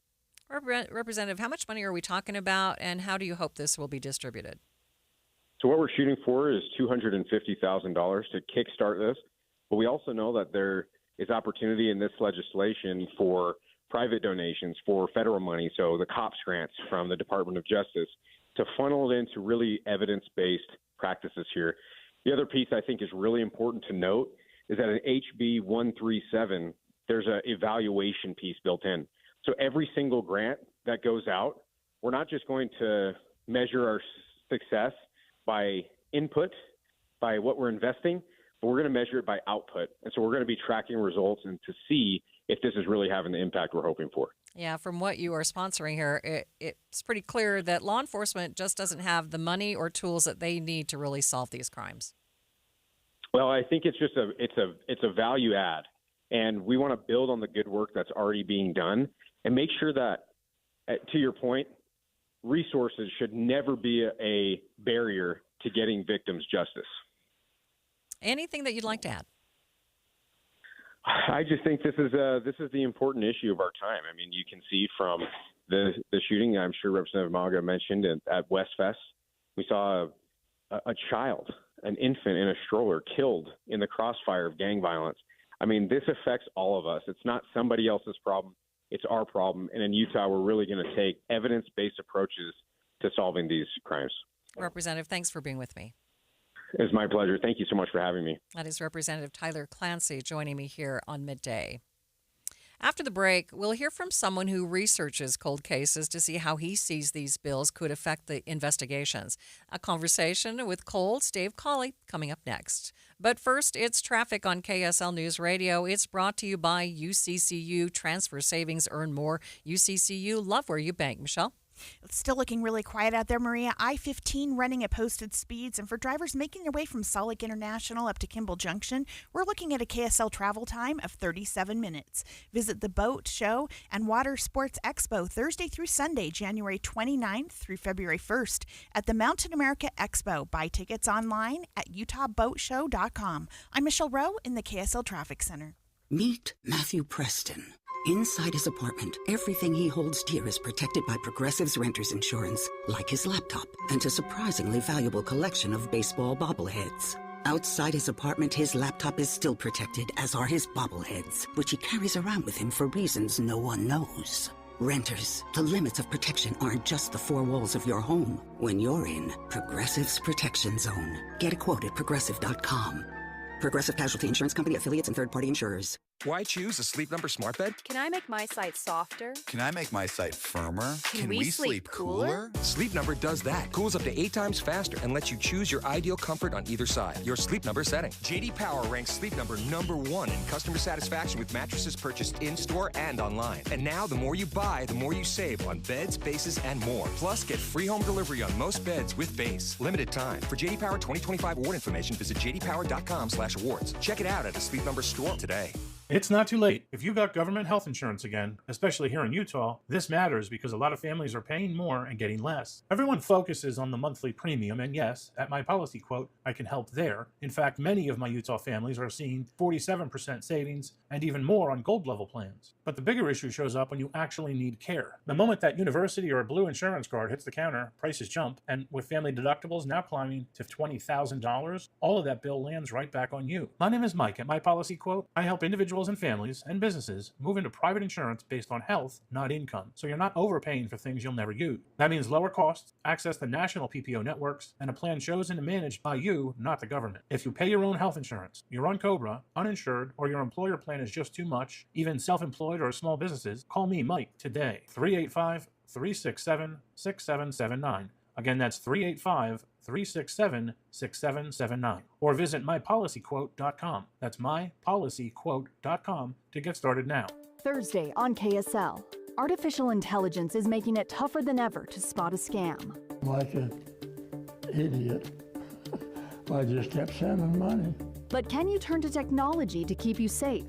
The KSL investigators put some of the top scam detection apps to the test. See what they catch. Well, it's asking the right questions, right? Yeah. And what they miss. Uh-oh. And it froze. AI Revolution, scanning for scams. Thursday at 10. Matthew. Huh? Oh, sorry. It's okay. I just need you to listen to me. I know that a lot of times, Mom, it might not seem like I'm listening to you, but I am. I hear you. And what you say really does matter to me. I mean, let's be honest. No kid likes rules, but I get why we have them. I hear you, and I know it's because you care. All the talks we've had over the years, including what you've told me about not using alcohol and other drugs, they stick with me. And believe it or not, they really do make a difference, especially at times that matter most. Hey, want a drink? No thanks, I'm good. So thank you, Dad, for talking and preparing me for what's ahead. Thanks, Mom, for never giving up and always being my biggest fan. Thank you for letting me know what you expect, so I can try to meet your expectations. Thank you for talking. For more information about talking with your kids about underage use of alcohol and other drugs, visit underagedrinking.samhsa.gov.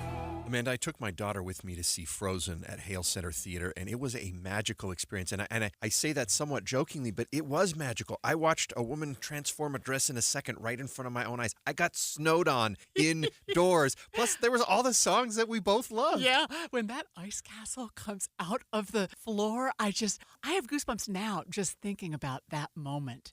And the performers, the young girls who sing Elsa and Anna when they're little. I mean, the grown-up ones too, but all of them were just extraordinary. The Anna that I saw just had this magical pixie-like charm that was so fun to watch. That just everything she said made me laugh. Have you seen Frozen yet at Hale Center Theater? It runs till when, Andy? It goes till Valentine's Day. So you have time. Yeah, if you didn't catch it during the holiday season, that's okay. It's an extended run. You have a chance to go now. And if you went before, maybe you want to take your girlfriend or your nieces. Go back and have this magical experience of Frozen. You can get tickets online. Find out which day works best for you at hct.org.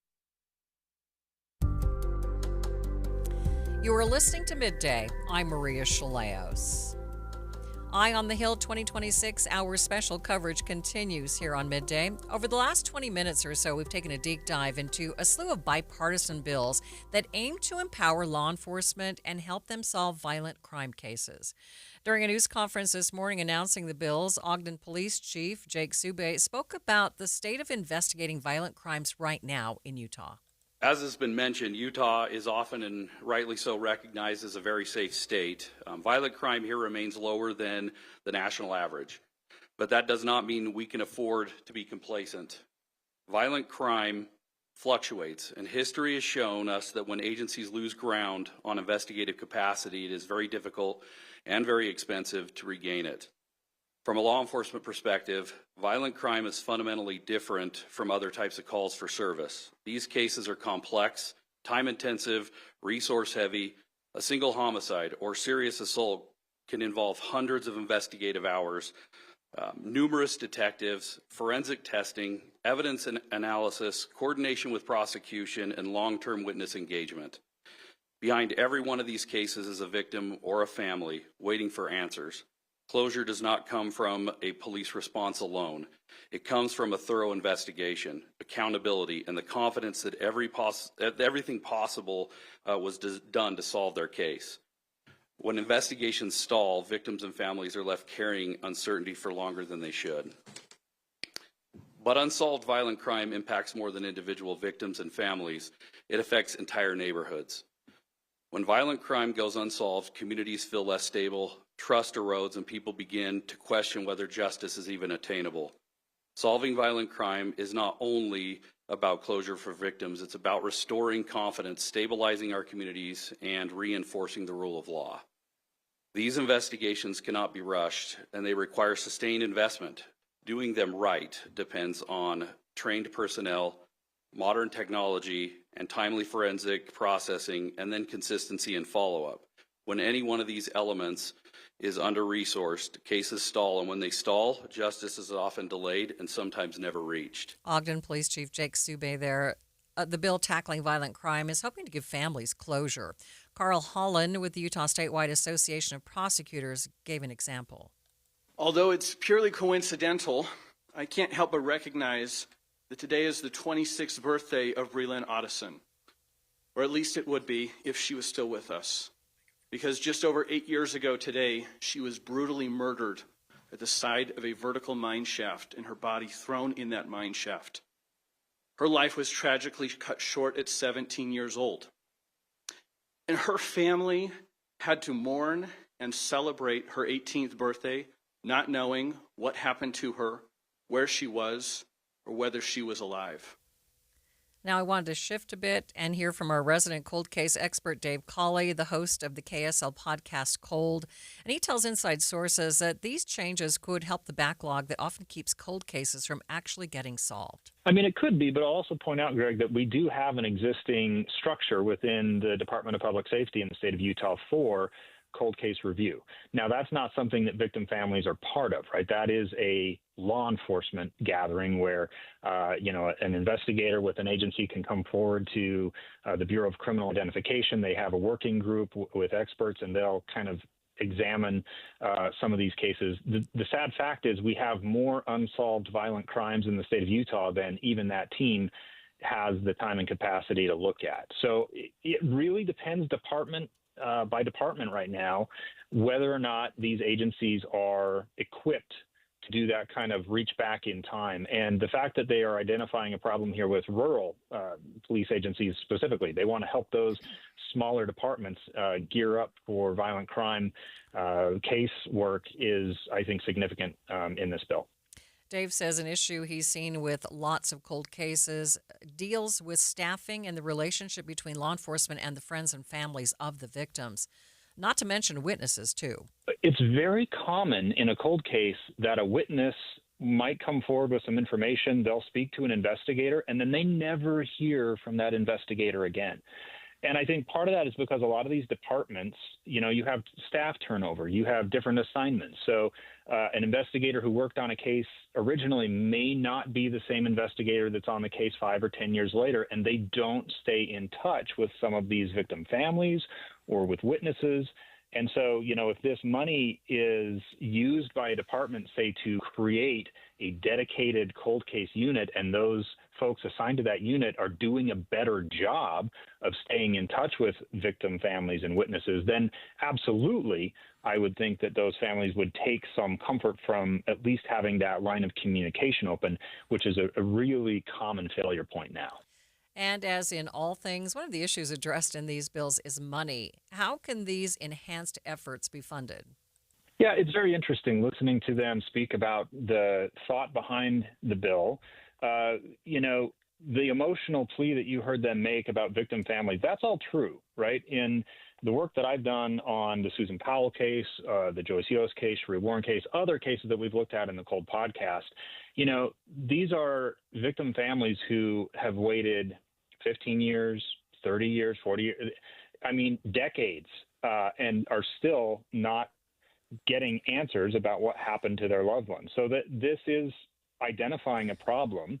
What I find interesting about this bill is kind of the direction that they're going with it, though. I heard some language in there and looking at the text of the bill that almost makes me wonder if they are trying to open the door to using some of this money for, say, AI analysis of crime trends. I think you heard one of the representatives say, this isn't about expanding surveillance. At the same time, they're talking about, in the text of the bill, doing, analysis, including monitoring of what they call temporal and geographic trends, which to me says they're looking at time and place, right? Are there places where crimes are more likely to happen? So it'll be very interesting to see as they move forward if there's any kind of discussion about beyond just DNA forensics and the things that most of us would think about with cold cases. Are they looking at other tools for some of this money? And you can follow Dave Cawley's investigations into cold cases by following his podcast, Cold. You can subscribe and get more information by going to kslpodcast.com. It's 1:30 midday at KSL News Radio. I'm Maria Shilaos. Some of the stories we are watching this hour. Leadership changes on the way for immigrations and Border Patrol agents in Minnesota following the weekend's deadly shooting. Utah athletes in final preparations for the Winter Games next month, and KSL traffic. Michelle? I-15 as well as the Belt Route running smoothly. Well, we do have a little storm system headed our way, which could change things a little bit over the next couple of days, at least cool down the temperatures a bit, so it's not quite like spring. But we do have a 20% chance of showers tomorrow. But then it's the temperatures going back up, and we are back into the 50s by the weekend. Right now, 45 degrees downtown. It's 1:30. ABC News, I'm Wayne Cabot. Critics in both parties are calling for Kristi Noem to be ousted as Homeland Security Secretary for immediately branding Alex Preddy as an aggressor in his fatal shooting by federal agents. But President Trump says she's doing a very good job and will keep her on. Leaving the Capitol for Iowa, he said the killing of Alex Preddy needs to be investigated. Well, I'm looking at that whole situation. I love everybody. I love all of our people. I love his family. And it's a very sad situation. The federal government is telling regional power suppliers PJM and Duke Energy to go to generator power at their data centers after a monster winter storm cut power to more than 1 million customers at its peak. The Department of Energy wants to prevent further blackouts in the Mid-Atlantic and Carolinas. Much of Kyiv has no power or heat today in the fourth winter of war after more Russian drone strikes. Yale is going tuition-free for families earning under $200K. This is ABC News. KSL's top local story. The more crimes that are solved, the less crimes there will be. That's the idea behind a new effort on Capitol Hill to reduce violent crime in Utah. Data from the FBI shows that only about half of violent crime cases in Utah are solved. Experts like Jason Olin from the Niskanen Center, a nonprofit think tank, believe the best way to reduce violent crime is to solve more cases so criminals know they're likely to get caught. Allowing violent crimes to go unsolved sends a signal to criminals that they have a good chance of getting away with it, and the result is more violence. Representative Verona Mauga explained more about why it's important more cases get solved. It affects how families heal, how they trust the system, and how they feel safe in their own communities. This bill will give law enforcement the tools to prioritize those cases and hopefully bring some long overdue closure for families. The bill is asking for $250,000 for a grant program that police departments can utilize for things like training, upgraded forensic equipment, and more trauma-informed care for victims. At the Capitol, Heather Peterson, KSL News Radio. Other local stories KSL is following. For 7 years, Utahns have been able to turn their guns into law enforcement during times of crisis. Now a Utah lawmaker wants to know how many guns those cops are holding. Will require law enforcement to start keeping data on how many firearms they are holding for people that bring them firearms that maybe been in a mental crisis and don't feel safe having firearms in the home. State Senator Chris Wilson says his bill will also ensure the identities of people who voluntarily turn in their guns are kept private and protected from open records requests. And taking a look at your money at this moment, the Dow down by 433 points, sitting at 48,979. S&P up by 33 points, and the NASDAQ up by 241 points. Traffic and weather together, it's brought to you by UCCU. Supercharge your savings at uccu.com. Here's Michelle Rowe. Bria, we have reports of a new crash on the South Belt, I-215 at 300 West. I can't get a camera on it, and I'm not seeing any delays. Michelle Rowe in the KSL Traffic Center. Headed for a high today of 48 degrees, cooling off a bit for the next couple of days with a high of 44 and then back up into the 50s for the weekend. 45 degrees at the KSL Common Spirit Health Studios. The sources where we get our news matters. When you listen to Utah's Morning News, we want you to feel the stories are important to you and trustworthy. This is Amanda Dixon. And I'm Andy Farnsworth. Join us weekday mornings on KSL News Radio. This message comes from Viking, committed to exploring the world in comfort. Journey through the heart of Europe on an elegant Viking longship with thoughtful service, destination-focused dining, and cultural enrichment on board and on shore. With small ships that bring travelers closer to the destination, there's more time to explore. And every Viking voyage is all-inclusive, with no children and no casinos. Discover more at Viking.com. I know that hiring can be challenging. You need someone to match your role perfectly. Well, now you can meet them fast on ZipRecruiter. Build your team, build it sooner. Meet your match on ZipRecruiter. Just head to ZipRecruiter.com/free right now to try it for free. That's ZipRecruiter.com/free. Meet your match on ZipRecruiter. Try it free. When you're making resolutions for the new year, have you ever thought of making a resolution to get a new metabolism? So that your body is burning fat more naturally. I used to have a terrible metabolism because I didn't know what to eat or when to eat it until I did Soda weight loss. I let go of 37 pounds, and now my metabolism works for me. I let go of 70 pounds in 5 months, and it was so nice because once that metabolism changes, the things that affected you more regularly don't affect you anymore. And those are the things that I learned from my nutritionist as I was going along and even afterward. It's so helpful. They taught me how to be successful for life. You can call and speak to a nutritionist at Soda Weight Loss today at 866-800-SODA, S-O-T-A. That's 866-800-SODA. Or you can go to sodaweightloss.com and see the hundreds of before and after pictures. And right now is the best time to do it because if you join now, your partner joins for free, so you get 2 transformations for the price of 1. It's 866-800-SODA. Because soda is, say it with me, Amanda, state of the art. You're listening to Midday. I'm Maria Shilaos. In the wake of continuing protests over ICE operations and the deaths of 2 people shot by immigration officials in Minnesota, there are calls for changes in the way ICE is operating. The calls for change come from both sides of the aisle. ABC News senior political correspondent Rachel Scott explains. At least 30 Republicans are now demanding a full and complete and thorough investigation. Texas Governor Greg Abbott says that it's time for the White House to recalibrate their approach here. We're also hearing from Republican Congressman Mike Lawler this morning saying Americans do not want chaos. On the ground in Minneapolis, however, the situation is still quite tense. ABC's Trevor Alt has more from Minnesota. So much outrage about this shooting. We are seeing what could be a pretty drastic shift from the White House, both in how the administration is speaking about the shooting in general, but also a direct change at the top of the command right here in Minneapolis. Overnight, more protests in Minneapolis ahead of a change in leadership in immigration operations in the city. A crowd gathering outside the hotel where protesters believe Border Patrol Commander-at-Large Gregory Bavino has been staying.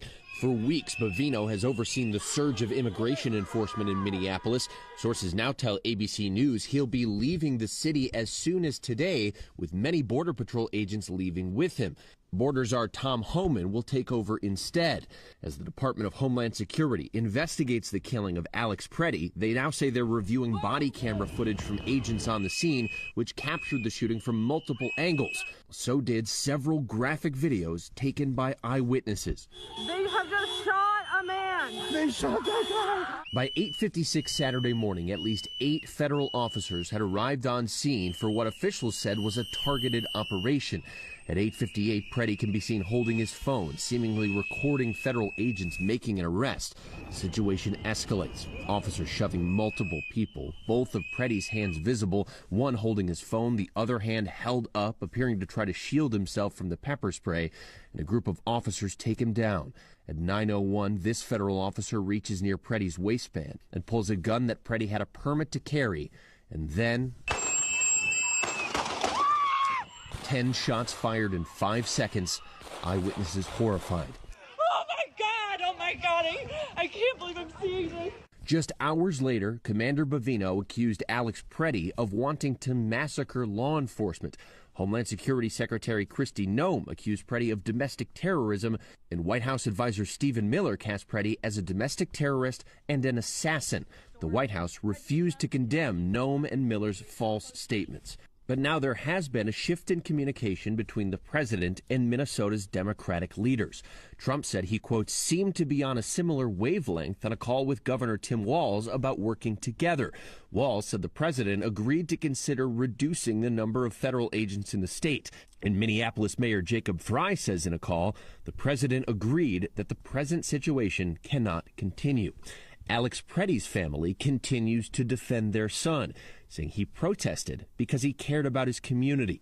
He cared about people deeply, and he was very upset with what was happening in Minneapolis and throughout the United States with ICE, as millions of other people are upset.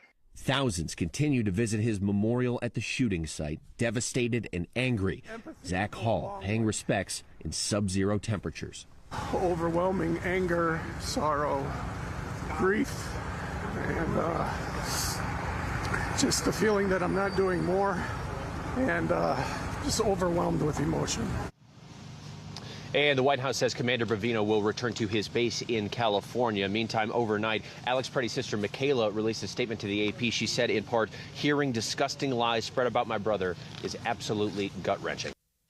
How are locals feeling about the evolving situation and the potential changes coming to immigration leadership on the ground? I mean, anger is absolutely the main emotion that we are seeing. They feel like they have a right to continue pushing back, and they feel like it is working. But especially they're upset because they feel like ICE has been everywhere. When I got to town, my team who had already been here said, don't rent a dark SUV. People will assume you are a federal agent because they're all over the place, and people will not be happy. You, of course, also have the immigrant communities. They are very afraid. There are people who haven't left their homes in weeks. And maybe the most dominant emotion is dread. As long as the raids continue, the protests continue, and another shooting could happen at any moment. And especially after Alex Preddy's shooting, more demonstrators could potentially bring their own weapons under the belief they have to be prepared to defend themselves from federal agents who could shoot them. It is a very dangerous recipe. People are scared, but they're also resolute that they have to fight back. ABC's Trevor Alt reporting from the scene of these ICE raids and protests in Minneapolis, Minnesota. Major tech companies, including Meta and YouTube, are facing a lawsuit from a user who says she became addicted to social media at a young age. TikTok and Snapchat both settling the lawsuit out of court. ABC's Mike Dubusky has more. TikTok has now agreed to settle a case in which a 19-year-old, referred to in court documents as KGM, accuses it and other social media platforms of using addictive designs, resulting in depression, body dysmorphia, and self-harm. Lawyers for the teenager and her mother say they're pleased with TikTok's settlement and that Meta and YouTube are now the focus. Last week, Snapchat similarly opted to settle the case for undisclosed terms. Why does this case matter? Mike spoke with inside sources this morning about the lawsuit and why it's coming now. So the idea here is that there needs to be some movement to address how these social media platforms treat younger users, right? In this particular California case, it deals with a 19-year-old who, in court documents, is named KGM.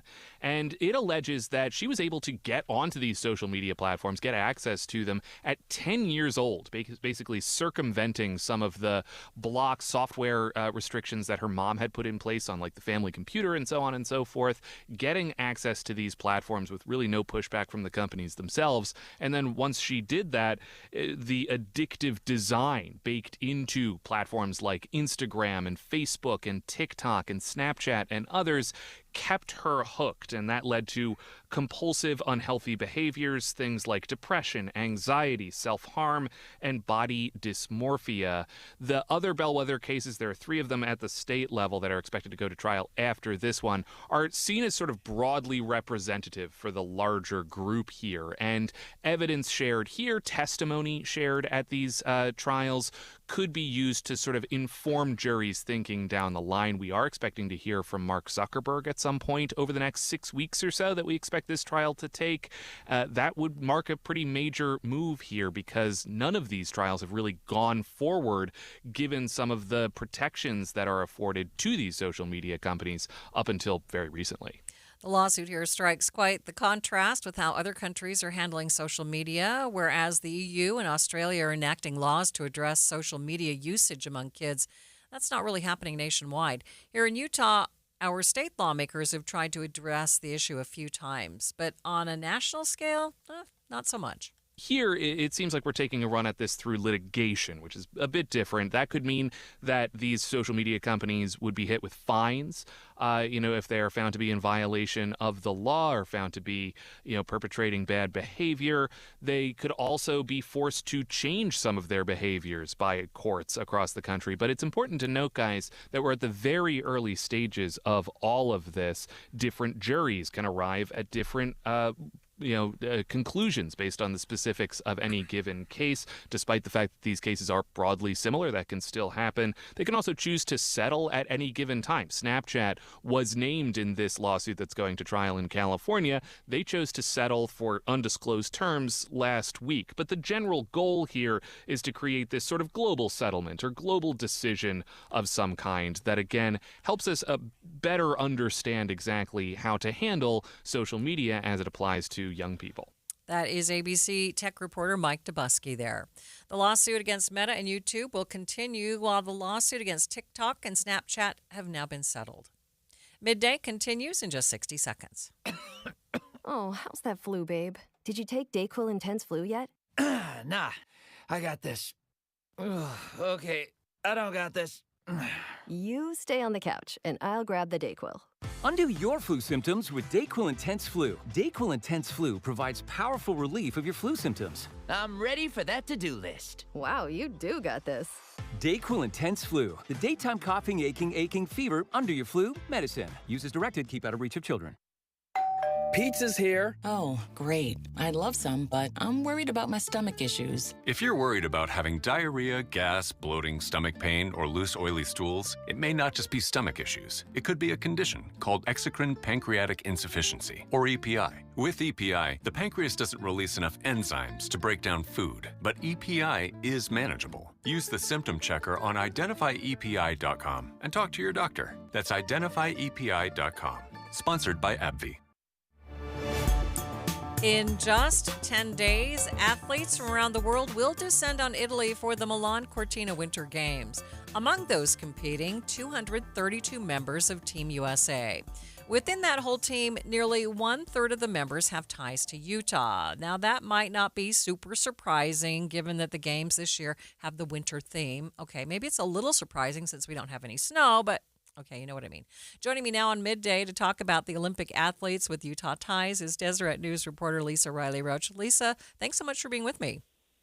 Hey, thank you, Maria. And I hear you about the snow. Oh, we need snow. So let's talk about what you've found. So you've been taking a look at these members of Team USA, and only 1/3 of the team has ties to Utah. I did expect that number to be higher, but I learned from your story that this is the most we've sent from Utah. Well, this was put together by the Utah Sports Commission, which pays a lot of attention to developing athletes here in Utah.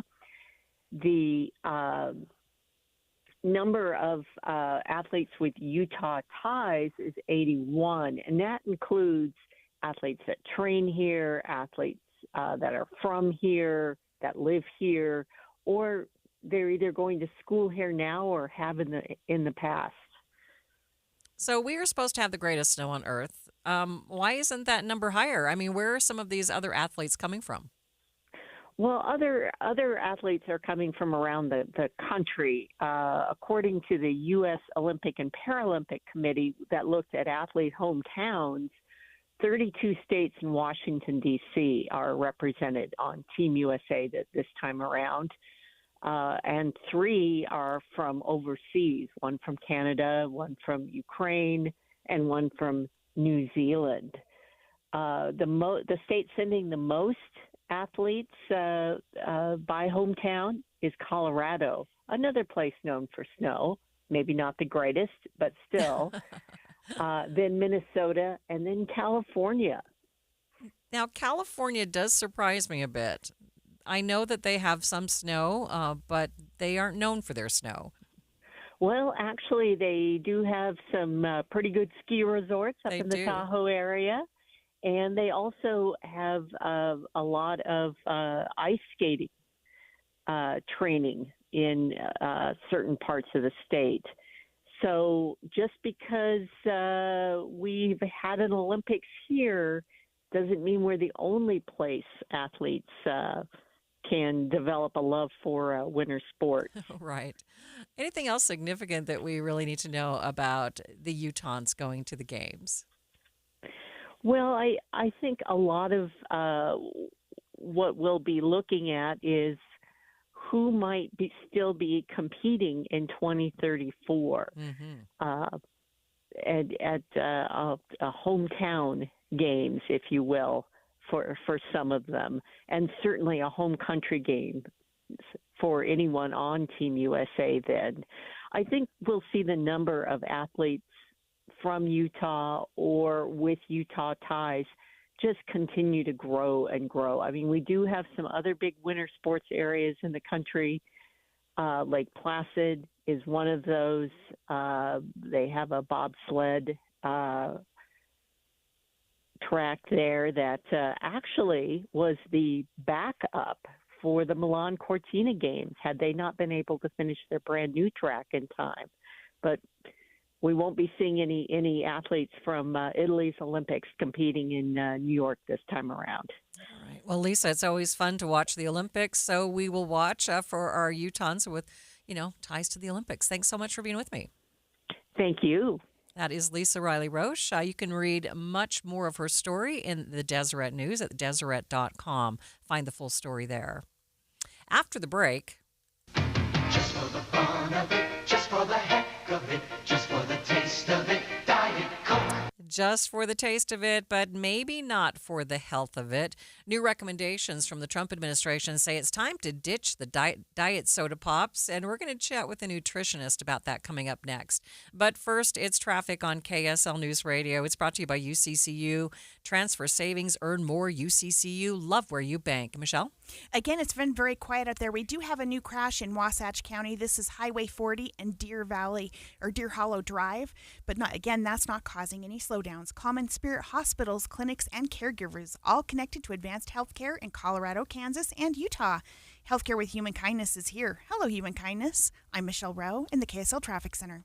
Ready to win? Head to KSL.com/win for your chance to score big. This week, you could win tickets to see Ballet West's Peter Pan, a magical high-flying adventure for the whole family. From daring pirates to fairy dust and soaring dance, it's a classic story brought to life on stage, and you could be there. New contests are added all the time, so there's always another chance to win. Don't miss out. Visit KSL.com/win today and enter to win. That's KSL.com/win. Are you looking to upgrade your home this year? Advanced Window Products is your local window and door manufacturer that sells direct to the public. That's right, celebrating 40 years serving Utah since 1986. And right now, it's the New Year, New Window Sale. Get $2,500 off when you buy 10 windows or more. Our windows are made right here in Salt Lake City. Sales and installation are all in-house, meaning no middleman markups. You get the most affordable, high-quality custom windows in the state. We build it, we install it, and we guarantee it for life. Every window comes with a lifetime warranty,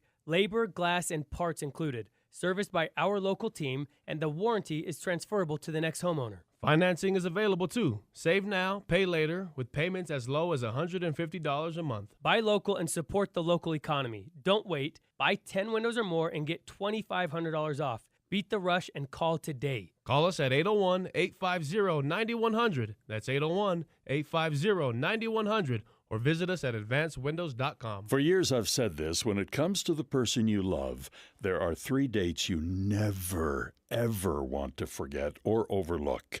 1, birthday. 2, anniversary. 3, it's Valentine's Day. And the perfect place to celebrate Valentine's Day with the one you love, it's Ruth's Chris Steakhouse. First of all, of course, the best food you have ever had. But the ambiance, the wait service is absolutely incredible. And we have 2 locations. One, Hotel Park City, up in the mountains after a day of skiing. That would be perfect. And of course also in downtown Salt Lake City at 275 South West Temple.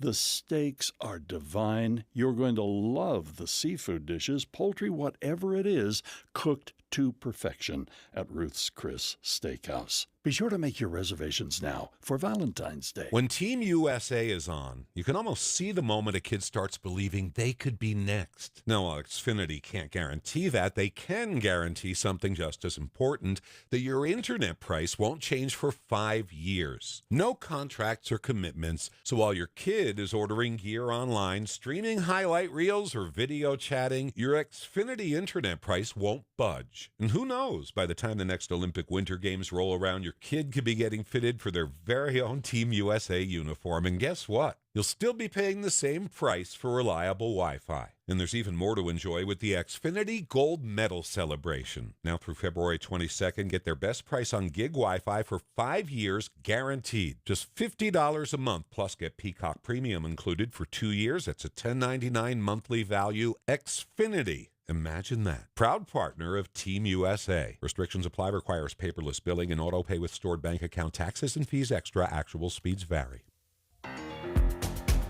This is Midday. I'm Maria Shilaos. Utahns sure love their Diet Coke. True fans of the beverage might remember this catchy 1980s jingle. Just for the one of it, just for the fun of it, the ripple, the taste of it, Diet Coke.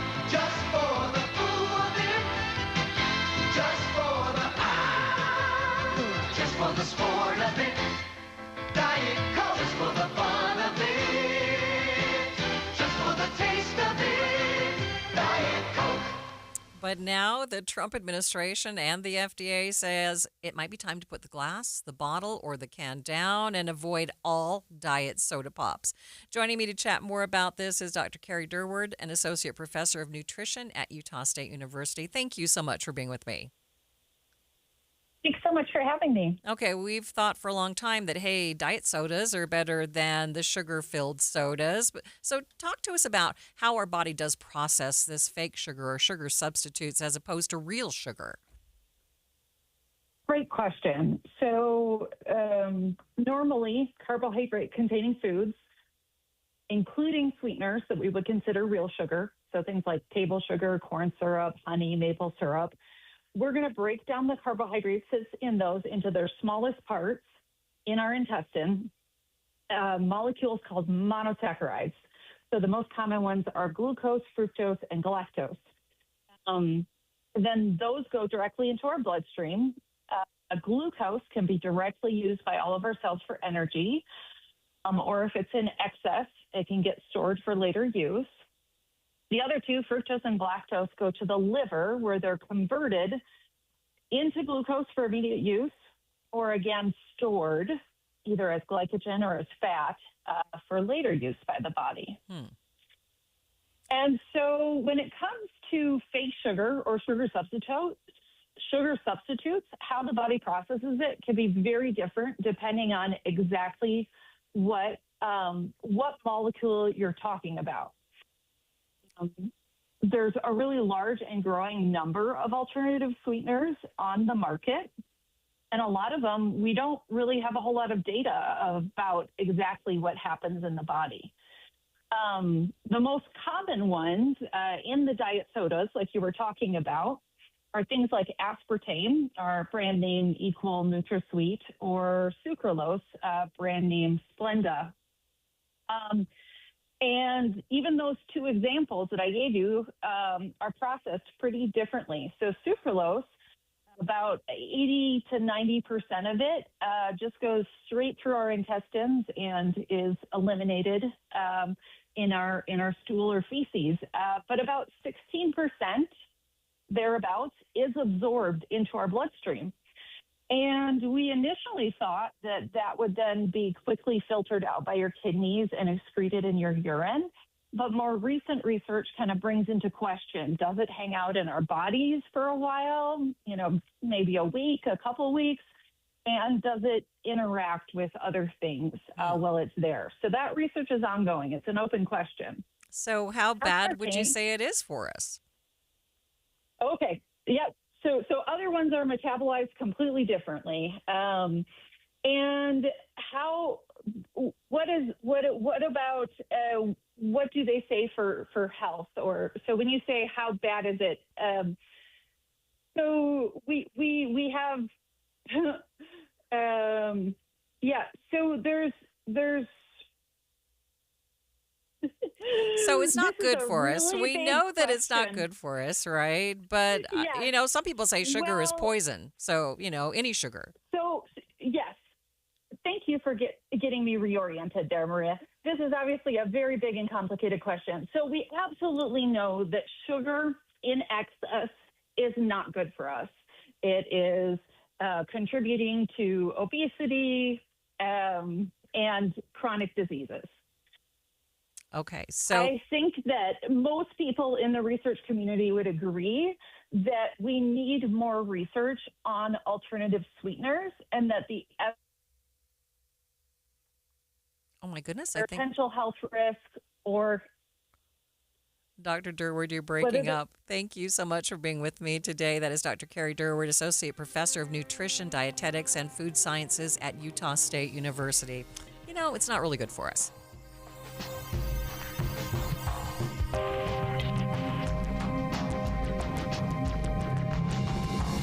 KSL FM Midvale. KSL Salt Lake City. From the KSL Common Spirit Health Studios, this is KSL News Radio.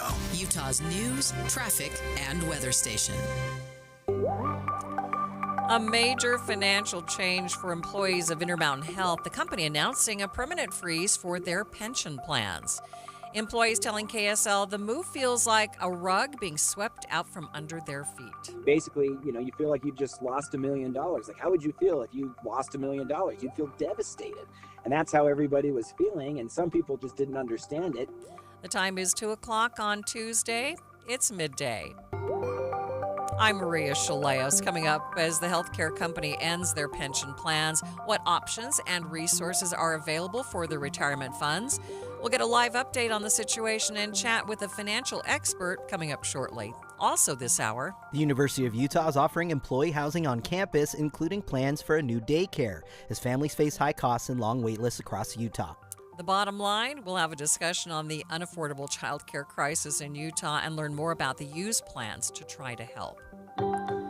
But first, our top stories. Utah snowpack continues to set records that we don't want to see. KSL News Radio's Randall Jepson has more. Cities back east have been dealing with feet of new snow, and here in Utah, we got a whole lot of nothing. This is a frustrating thing because it's kind of been all winter long. KSL meteorologist Matt Johnson says we can blame a high-pressure ridge over the west coast. It's blocking storms. They all go north. He says we have roughly 150 snow measuring sites. At least 75 or so are experiencing their worst snowpack ever recorded, which is an impressive feat. However, the caveat here is that the snowpack's not great, but the precipitation is okay. We did have a wet October, but our snowpack is dismal, and we desperately need to see more storms. Randall Jepson, KSL News Radio. Our top national story from ABC News. Ukrainian officials say at least 2 people were killed and 20 others injured from Russian strikes on the Odessa region. Ukraine's largest private energy company says the Russian strikes damaged a facility supporting Odessa's power grid. President Zelensky warned that such attacks undermine peace talks to end the war. At a moment when there has been renewed diplomatic activity, Ukraine, Russia and the US held trilateral talks for the first time since Russia's full-scale invasion over the weekend in Abu Dhabi, and the two sides are meant to meet again this coming weekend, according to Ukrainian officials. That is ABC's Patrick Reevil reporting. Taking a look at your money at this moment, the Dow ending the day down more than 400 points, nearly a full percent. It sits at 49,003. S&P 500 up by 28 points, and the NASDAQ up by 215 points. Traffic and weather, it's brought to you by UCCU. Supercharge your savings at uccu.com. Here's Michelle Rowe. Again, Maria, things are continuing to be very quiet out there. I-15 running at posted speeds. They are working on a crash, though, up in Wasatch County. This is Highway 40 and Deer Hollow Drive. No matter what the weather, your feet can feel fantastic. Find the Good Feet location nearest you at goodfeet.com. I'm Michelle Rowe in the KSL Traffic Center. Taking a look at the forecast for the Wasatch Front, a high today of 48, a 20% chance, maybe, keep your fingers crossed, of showers tomorrow, rain showers that would be, and then the temperature climbing back up into the 50s by the weekend. 46 degrees at the KSL Common Spirit Health Studios. Mornings are for recharging. And they're for starting your day right. We volunteer to join you in the car. Get news and weather at 102.7 FM during the most important part of your day. Andy and Amanda, each morning between 5 and 9 on KSL News Radio. Getting help with electrical repairs is easier than you think. All you have to do is call Any Hour Services or schedule an appointment at anyhourservices.com. No one helps more homeowners than Any Hour Services. A family office is a team built to handle the three biggest financial responsibilities a family faces: wealth management, tax strategy, and estate planning. Most firms only manage your investments and refer the rest out, hoping everyone stays aligned. At Trajan, we built something different. Your wealth, tax planning, and estate planning are handled together inside one firm under one roof. There's no guessing whether your CPA, advisor, and estate attorney are truly in sync, because our team works together every day on your behalf. When your financial life becomes more complex, your advice should become more coordinated, not more fragmented.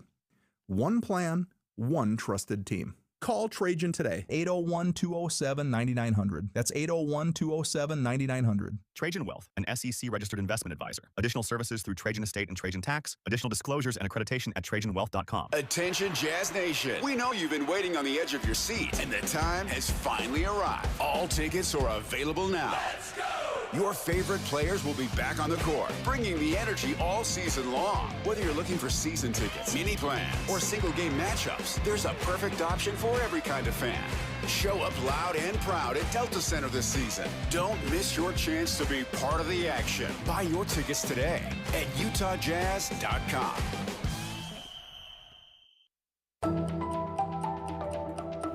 Thanks for tuning into Midday. I'm Maria Shilaos. About a third of Intermountain Health employees were shocked last week to get an email saying their pensions would be frozen. That means no new pension benefits will be earned after this year, and those who were on the pension plan will move to a 401k-based retirement program. It's causing a lot of feelings of betrayal and panic among employees. The bottom line, we are taking a look at affordability challenges here in Utah. We begin with KSL News Radio's Heather Peterson, who has been talking to people about it. And Heather, can you kind of break it all down for us? So Intermountain Health is the largest employer in Utah with about 68,000 caregivers, according to its website.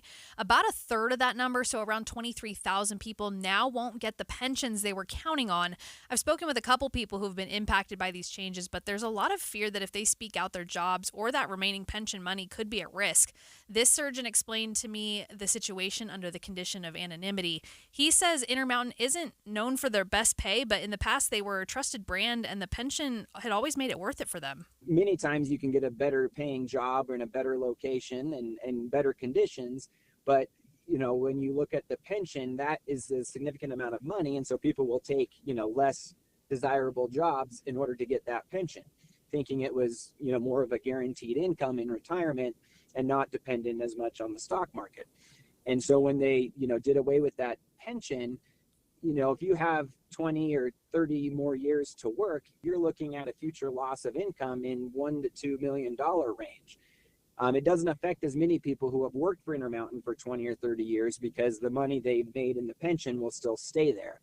But for people who are, signed on to do a job there and, finally been invested in the pension, that's a huge loss of income. And the 2% in the 401k is not going to become, it's not going to become much at all.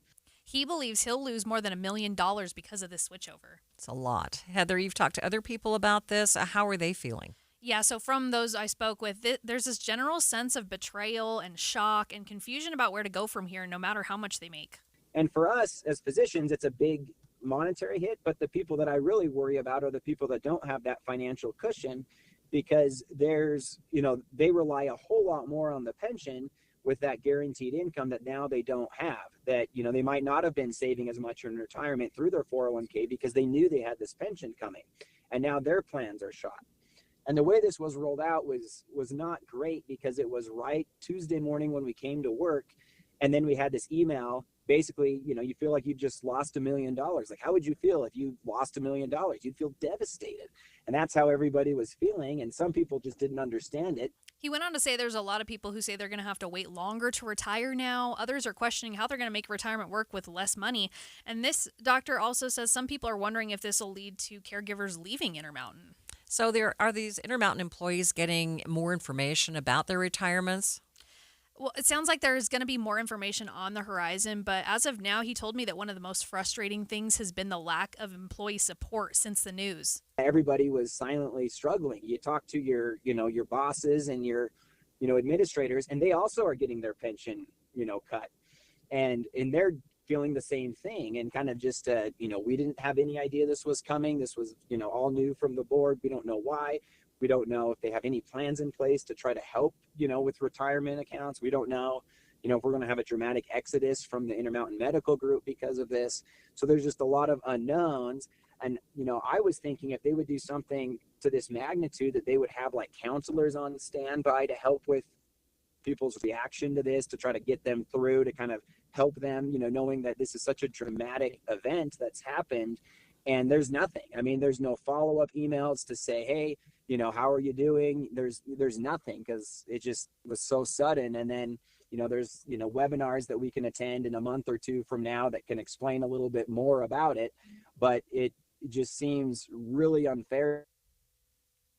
So, Heather, do we have any information as to why Intermountain made this switch? In the announcement, Intermountain Health says they had to make the change because of ongoing financial pressures, including lower government payments, inflation, and major market volatility. They also explained that 97% of organizations in the healthcare industry have already moved away from pensions and toward the 401k-based retirement plans. And as shocked as employees feel right now, one person told me they recognize that Intermountain has always had the legal right in their contracts to freeze the pension plans. Still, that doesn't exactly cushion the blow. Certainly doesn't. Thanks, Heather. That is KSL News Radio's Heather Peterson reporting. Now, if you're like me, you may have been a little surprised to learn that there was a pension plan still, going, that it was a thing. Intermountain Health says that by moving their pension plans to 401k plans, they'll join an overwhelming majority of companies who don't offer pension plans themselves. So how common are pension plans in 2026? Let's bring in a retirement planning expert, DMBA certified financial planner, Shane Stewart. Shane, so there are some pension plans that still exist. There still are a few. That's true. And in fact, over the past 3 decades, it's the landscape has changed significantly. And back in 1990, it was about half pension and half 401k traditional, and it's now about 15% or less of companies that offer a pension. It's a little higher in industries like public service and formerly in healthcare and education, those kind of things. But it's a significant trend that's been happening, and I think the Intermountain folks are just now part of that.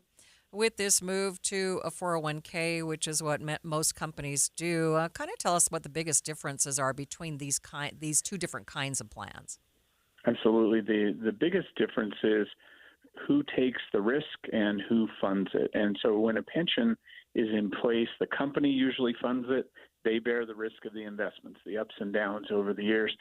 In a 401k, the employee would mostly fund it. Now, many of them have matching, including Intermountain, that give incentives to put that money in, but the employee needs to be putting money in for that to grow, and then they bear the risk, meaning they choose investments that will have its ups and downs, but they bear the risk for that. And really the significant difference is a pension has a monthly check coming from it at the end of the road, whereas a 401k, you take that out as needed and you decide how much to take out rather than a guaranteed monthly check. So as these employees are considering how to handle their futures, what kinds of things do they need to think about when thinking about a 401k?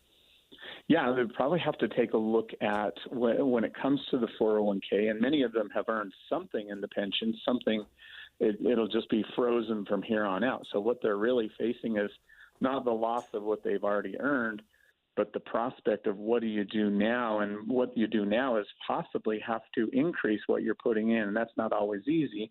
Everyone has bills and other things to pay, but they may have to take a look at themselves putting more money in, but also making sure they're prudently invested, meaning for the time that they have until retirement, they have the proper mix of stocks and bonds and those kind of things. And I know a company like Intermountain, they always have resources available for you in their offices and online to take a look at those prospects. But it's from now on, since it's frozen, they'll have to look to the future on how they handle it rather than rely on the company. Yeah, other than the 401k, should they actually be thinking about investing in different places? It's possible, yes. Anything above and beyond what a company matches, they could look at that. But most employers provide the kind of 401k where you really could meet those needs almost entirely through that retirement plan as well. just a matter of the individual needing to fund that and take the responsibility now instead of the company. All right, Shane, anything else they should be thinking about? It's a new horizon for them, so I would think it's behooves anyone in this situation, let alone any of us who are not in that situation, to take a look at your finances, make sure that you have a good plan and that you're sticking to it. Shane, appreciate your time. Thanks so much for being with me. You're welcome. That is Shane Stewart, who is a DMBA certified financial planner.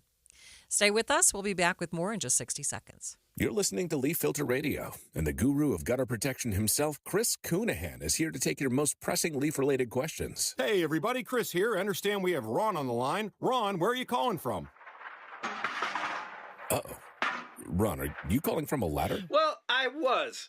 I wanted to ask Chris what I need to do to get my gutters ready to have leaf filter installed. Oh, Ron, you don't have to do anything. A Leaf Filter Trusted Pro will come out and clean out your gutters, realign and seal your gutters, and install a Leaf Filter, America's #1 gutter protection system. So I didn't need to get on this ladder? Ron, Leaf Filter Trusted Pros are in your neighborhood and ready to help. Just visit leaffilter.com/deal to schedule your free gutter inspection and get up to 30% off. Thank goodness. What was that site? To get this special radio offer, go to leaffilter.com/deal for your free gutter inspection today and get up to 30% off. That's leaffilter.com/deal for up to 30% off. leaffilter.com/deal. See representative for warranty details. As we look at affordability challenges here in Utah, one topic that we can't not talk about is childcare. Ask any parent with young children right now. It's expensive. It's hard to find. It's hard to find the right person or place to care for your young kids. Our special coverage, The Bottom Line, continues this segment. Today, University of Utah announced plans to help employees with kids find childcare. Joining me to talk about this is KSL News Radio's Eric Cabrera. So, Eric, this is kind of interesting because it's not just about childcare, it's about housing too. That's What right. exactly do they want to do? Exactly, Maria. So I think the last part you said is really the key, right? The University of Utah is opening some on-campus apartments to employees. So people who work, they say at least about 30 hours a week, so full-time employees. But what really stands out to me is the childcare piece, right? These apartments are already near existing, they call it UKids childcare centers on campus. And university officials also say they plan to open a new state-of-the-art facility where the apartments are. At the complex. So, as we know in Utah right now, childcare can be just as hard to find as housing. Well, you know that. You're a dad. That's right. Tell us a little bit about your experience in dealing with childcare. You know me, Maria. I'm a proud girl dad Yes, of 3. you certainly are. I still need those Girl Scout cookies. We're gonna Okay, do just that. saying. We're gonna do that. Okay. It hits home immediately, this topic, right? For example, I've got an 8-year-old now. Her first 5 years, right, were the hardest. Both her mom and I work full time, and we were lucky. My wife's company actually has a daycare, and they even cover part of the cost. But even with that help, childcare is still a big monthly expense. It was for us, and that's with support. And you know, when I think about it, a lot of families don't have that option at all. Yeah, how much are families paying for childcare right now? Yeah, it's expensive. So, you know, in the Salt Lake area, when I was looking, recent data says full-time childcare can average around $2,500 a month. And a lot of parents in Utah know infant care is even more, right? There's more fees attached to that. If you got more than one child, families can spend, you know, literally tens of thousands of dollars a year just on daycare. That can rival or even exceed rent, right? Which is why tying childcare to housing gets people's attention. I also was just DMing someone on Instagram who works at the U. She's a new mom and told me she's looking into the on-site daycare herself. She and her husband, at this point, though, are still weighing if it's worth it for them, for her to basically spend, how she put it to me, one entire paycheck of hers a month to that daycare, or if, you know, taking a stay-at-home role is feasible for them, at least until she's in school. So this is a pretty unique model that includes housing. Are they hoping this will be a model for other companies? I do. I think, you know, companies should consider this concept, especially in Utah, right? When employers start treating childcare like healthcare or pay as a core benefit, that changes things. You know, for parents, having housing and childcare connected isn't just a perk too, it's a peace of mind. Oh, and it's time. We're talking you don't have to take the kids very far That's to right. that perfect child care. That's right. That's how she was putting it to me. I spoke to Kay Marie on Instagram, and she was telling me even now, before that facility is built, there are care. There are facilities wherever they work. Yeah, I think is throughout what they the call campus. them. Yeah, and so there's one right there where she works in President Circle. Okay. So that's really the perk and the benefit that they're selling to the employees. Okay. So this facility hasn't been built yet. Yeah, so this is actually a new building of 5, the most recent apartments. They're called Sunnyside apartment complex buildings. This 5th one is the one that's opening in March, and that's going to be the one where there's pretty much 250 apartments available for people who work at the It'll be interesting to see if the employees think this is a great deal. Yeah, and I actually just spoke with their director as well on campus, and they were saying this was actually a request from employees. This is a reason why they're doing it. Okay, thanks, Eric. There you go. That is KSL News Radio's Eric Cabrera. Several bills dealing with transgender youth being heard right now at the state capitol. We'll get insights into a few of them after the break. But first, it's traffic on KSL News Radio. Traffic and weather, it's brought to you by UCCU. Transfer savings, earn more UCCU. Love where you bank. Michelle? I-15 across the Wasatch Front still crash-free, delay-free, looking good on the Belt Route, as well as I-80 going up toward Park City. Visit the Boat Show and Water Sports Expo Thursday through Sunday, January 29th through February 1st at the Mountain America Expo. Buy tickets online at utahboatshow.com. I'm Michelle Rowe in the KSL Traffic Center. Are you living with dry AMD? If so, you could be on the road to geographic atrophy, or GA, a condition that leads to retinal cell death and permanent vision loss. But with Izervay, you can slow it down and get it going slower. Izervay slows GA progression by targeting a key source of retinal cell death, which may help preserve your vision longer. Izervay, or Avastin Capted Pagel, is a prescription eye injection used to treat GA. Don't take it if you have an infection or active swelling in or around your eye. Izervay can cause eye infection, retinal detachment, or increased risk of wet AMD. Izervay may temporarily increase eye pressure. Your vision may be impaired after an eye injection or exam. Don't delay. Ask your doctor about Izervay today. Izervay gets GA going slower. Visit Izervay.com. That's IZERVAY.com. Paid for by Astellas Pharma. If you're getting new gutters, make absolutely sure that you don't get screwed. I mean literally, don't get screwed. Tim Jr. here from RGS Exteriors. And every single gutter company out there uses screws to hold their gutters together at the corners and downspouts. They use screws because they're fast and cheap and easy. But man, they're terrible for your gutters, aside from possibly cutting your hand. They also loosen and corrode over time because they're not made from the same metal as the gutters. At RGS Exteriors, we've been installing gutters for 70 years now, and we don't use screws. We only use permanent, strong, and unobtrusive rivets. They're made from the same material as the gutters, so they won't oxidize, and they won't corrode. They'll also never loosen. Your hand is safe too. Did I mention they look amazing? So don't get screwed. Call RGS and get riveted gutters. Our number is 801-280-3110, or visit us at rgsutah.com. That's 801-280-3110, or rgsutah.com. Oh, how's that flu, babe? Did you take DayQuil Intense Flu yet? Nah, I got this. Ugh, okay, I don't got this. You stay on the couch, and I'll grab the DayQuil.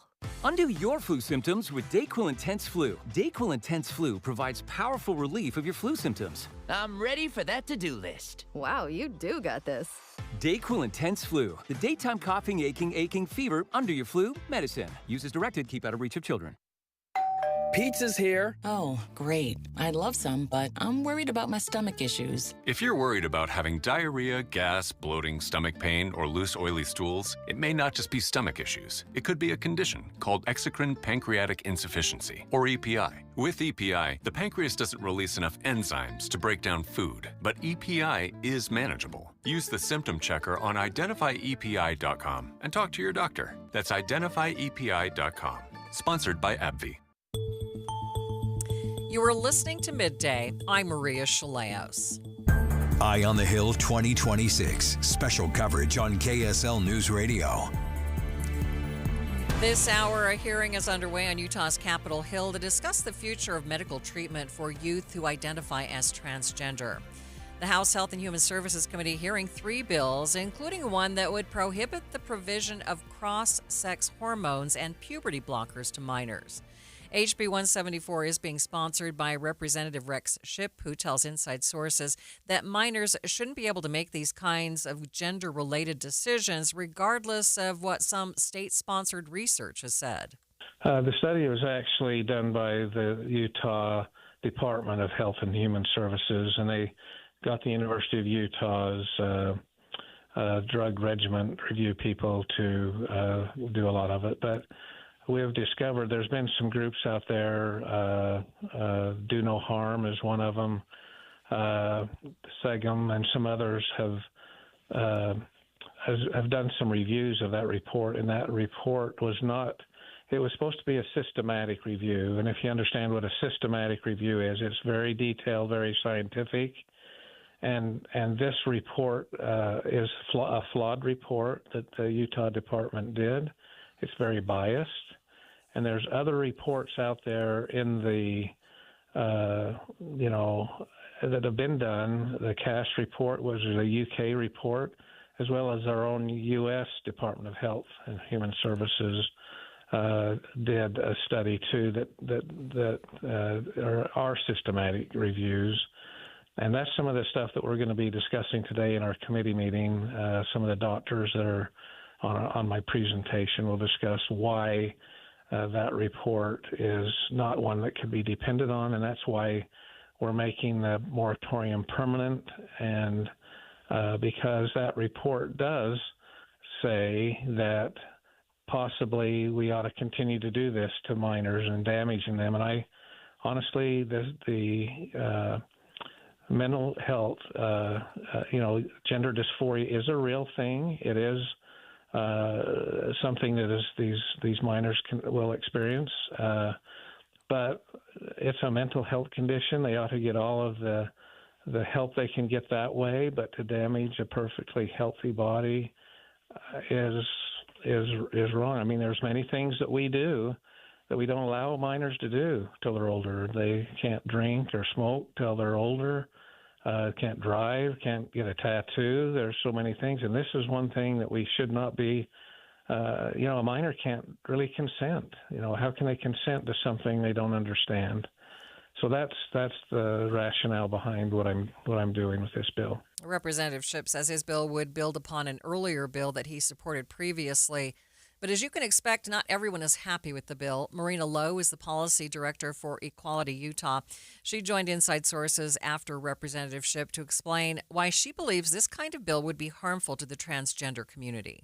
I think transgender people in Utah, this will be the 5th straight year in a row that we have seen an onslaught of legislation coming from Capitol Hill directed at this very small, somewhat vulnerable population. And so I think there is really a sense of exhaustion, of fear, frustration from this community. And, this bill is not the only bill that's being heard on transgender issues. In fact, today there are 2 other bills on the same committee to discuss transgender healthcare issues.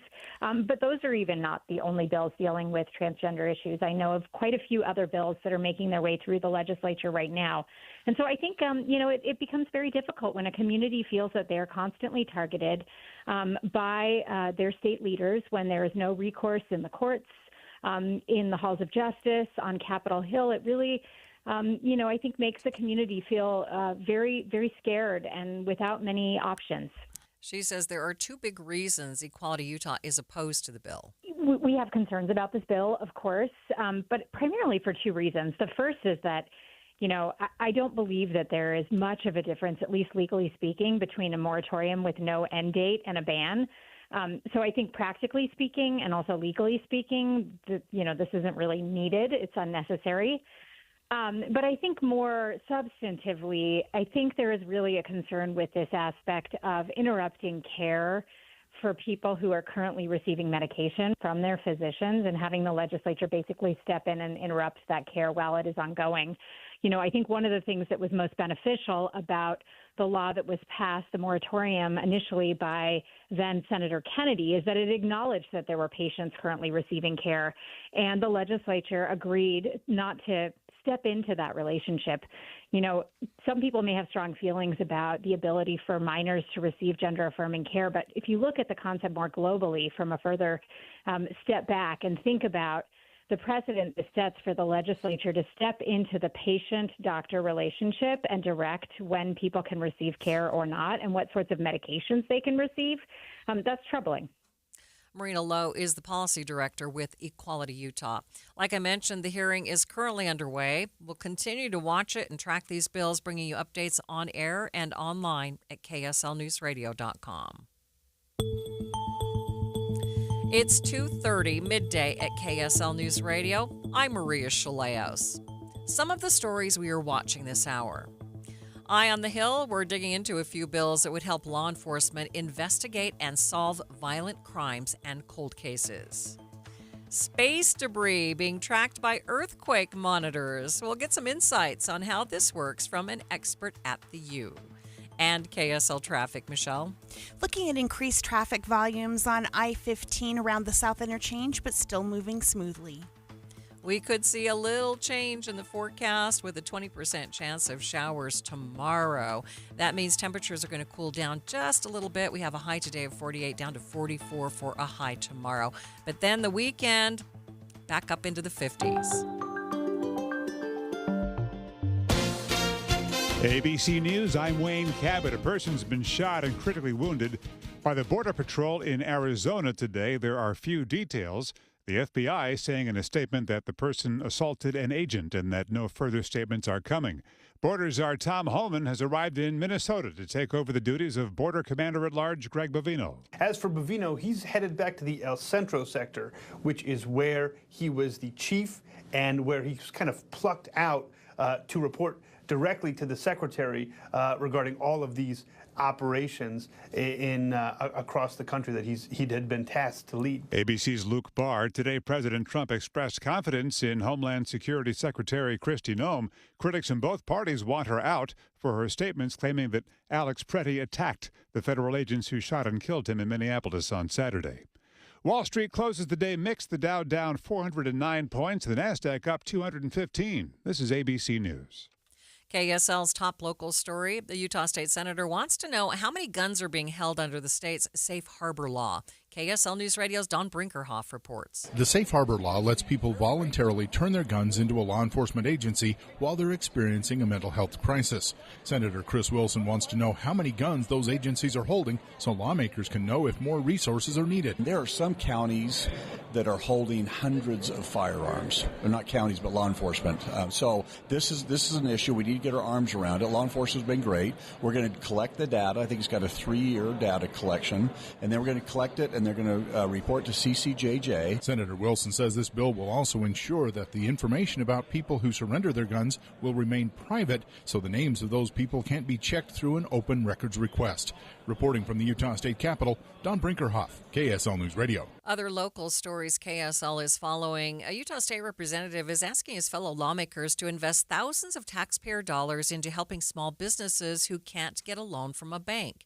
KSL News Radio's Adam Small has more. State Representative Doug Fiafia is asking his colleagues to set aside $600,000 and put it in the Utah Micro Loan Fund. They act as a private lender for small businesses, but more specifically, very young small businesses that don't have the credit or assets needed to get a loan from a bank. Representative Fiafia told lawmakers today, "This request matters because access to capital is often the difference between an idea dying and a business surviving. And as a small business owner, I can tell you firsthand, there were moments where access to capital early would have changed everything." The head of the microloan fund says they could match that $600,000 investment from the state. He said if they could generate $2.5 million total, they could help 100 small businesses get off the ground. Adam Small, KSL News Radio. Taking a look at your money, the Dow down by 408 points at the close to sit at 49,003. S&P 500 up by 28, and the Nasdaq up by 215 points.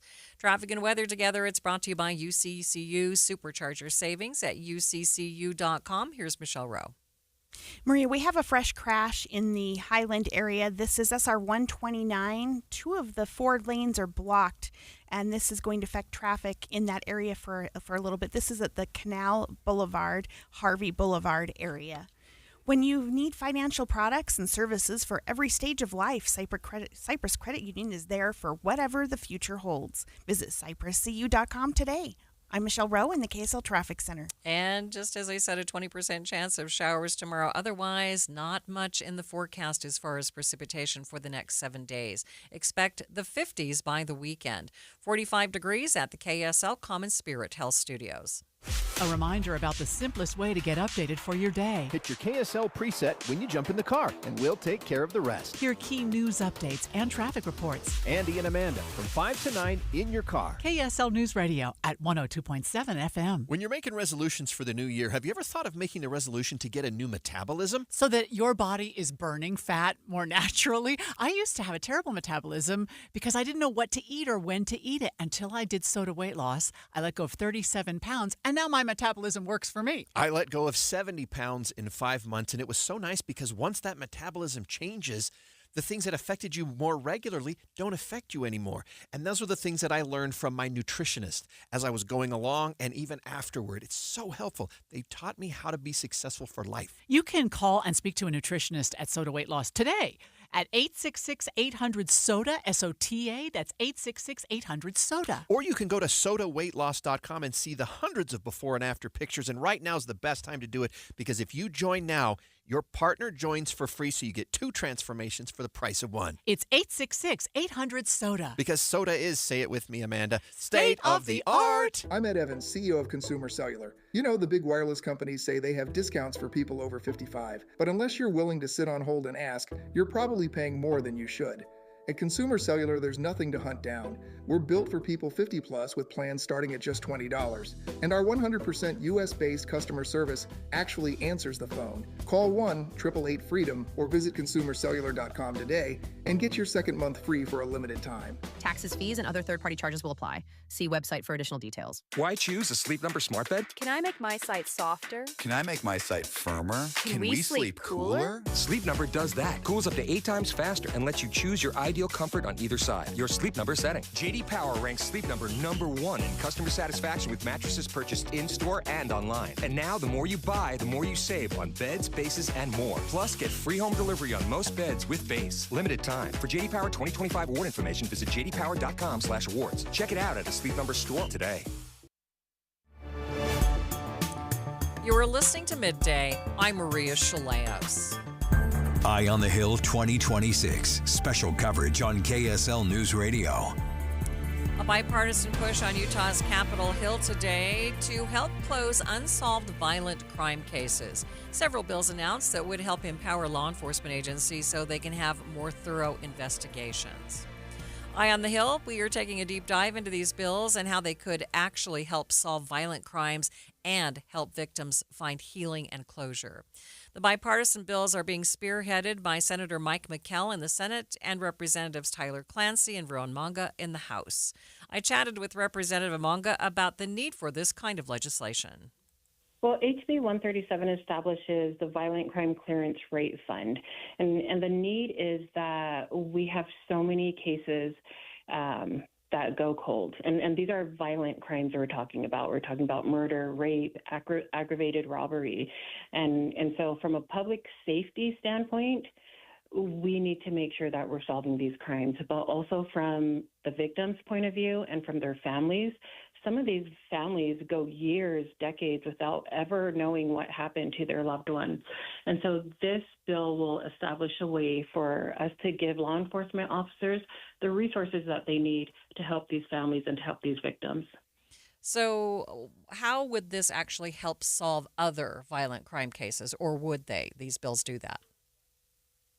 Well, it creates a fund from which grants will be awarded to law enforcement and agencies to assist in these efforts.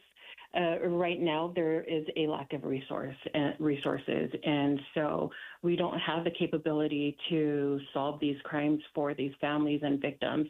And this will make it so that there might be a pathway to do that, and so that we can start addressing some of these big safety issues.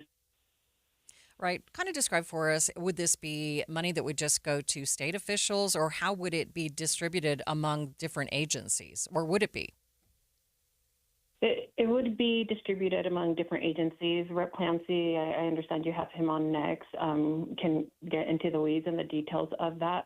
But this makes it so that there is actually a pathway for law enforcement, and not just in Salt Lake County, but also in our rural counties where they also need some of these resources and supports. Representative, you did mention the victims, but any clue how many of these cases are actually out there? I don't have those numbers right in front of me, but I do know that I personally know of a family who lost a loved one back in 2000, and the case went cold. And it was a case in Salt Lake, and I think there's many of those stories that we hear throughout the state. And so, again, like, this is going to close a gap and provide some healing and hopefully some closure for these families. Is it your hope that now that there is new technology, new DNA testing, that this is what's going to really make the difference? Absolutely. We have so much technology and just access to new technology and resources that we just didn't have several years ago. And with this legislation, it'll make it so that we actually have access to it.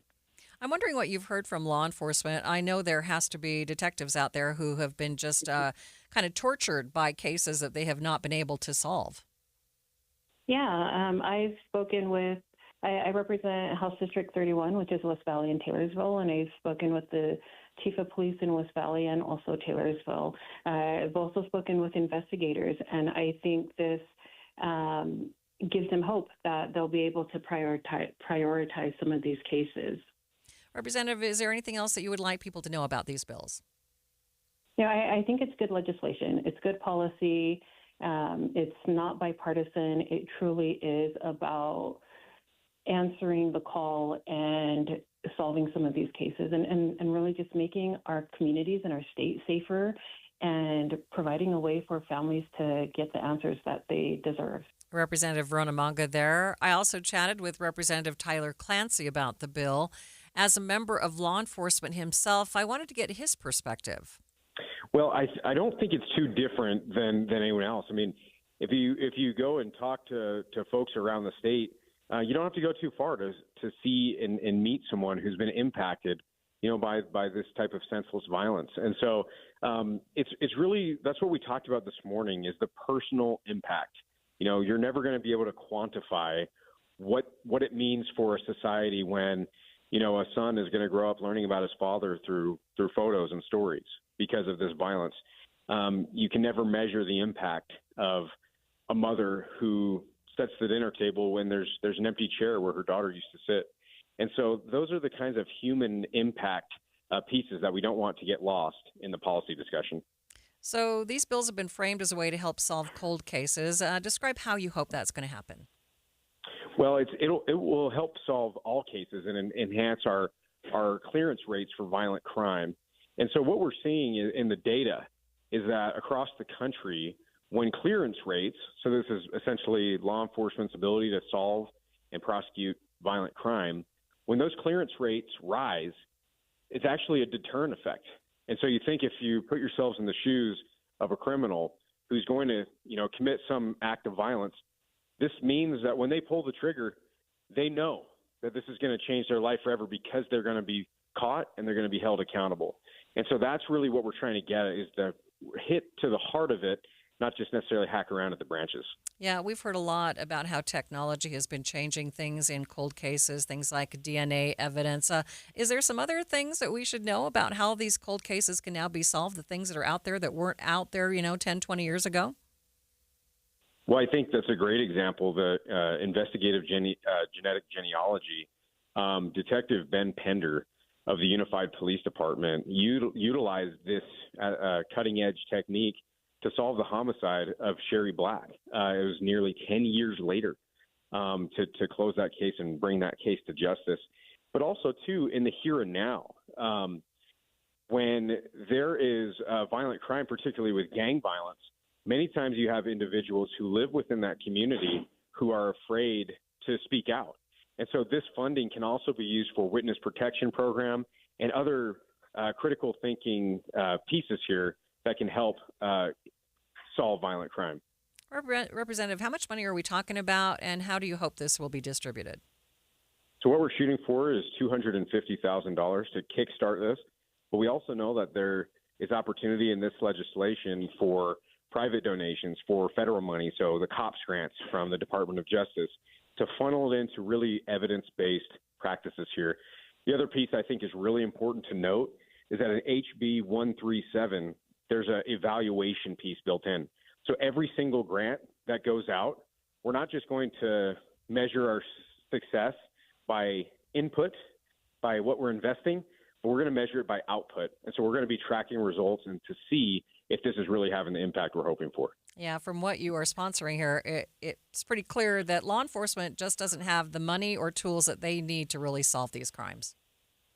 Well, I think it's just a value add, and we want to build on the good work that's already being done and make sure that, to your point, resources should never be a barrier to getting victims justice. Anything that you'd like to add?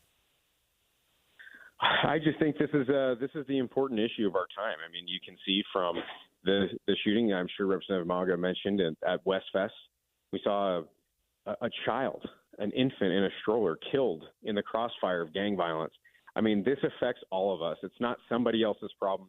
It's our problem. And in Utah, we're really going to take evidence-based approaches to solving these crimes. That is Representative Tyler Clancy there. KSL News Radio's Heather Peterson will have more on the bills and how other law enforcement see the legislation coming up on Jeff Kaplan's Afternoon News. Midday continues in just 60 seconds. Hundreds of children in our community are experiencing homelessness, living in a family shelter with just the bare necessities. For most, back-to-school shopping is not something they can do, but you can help.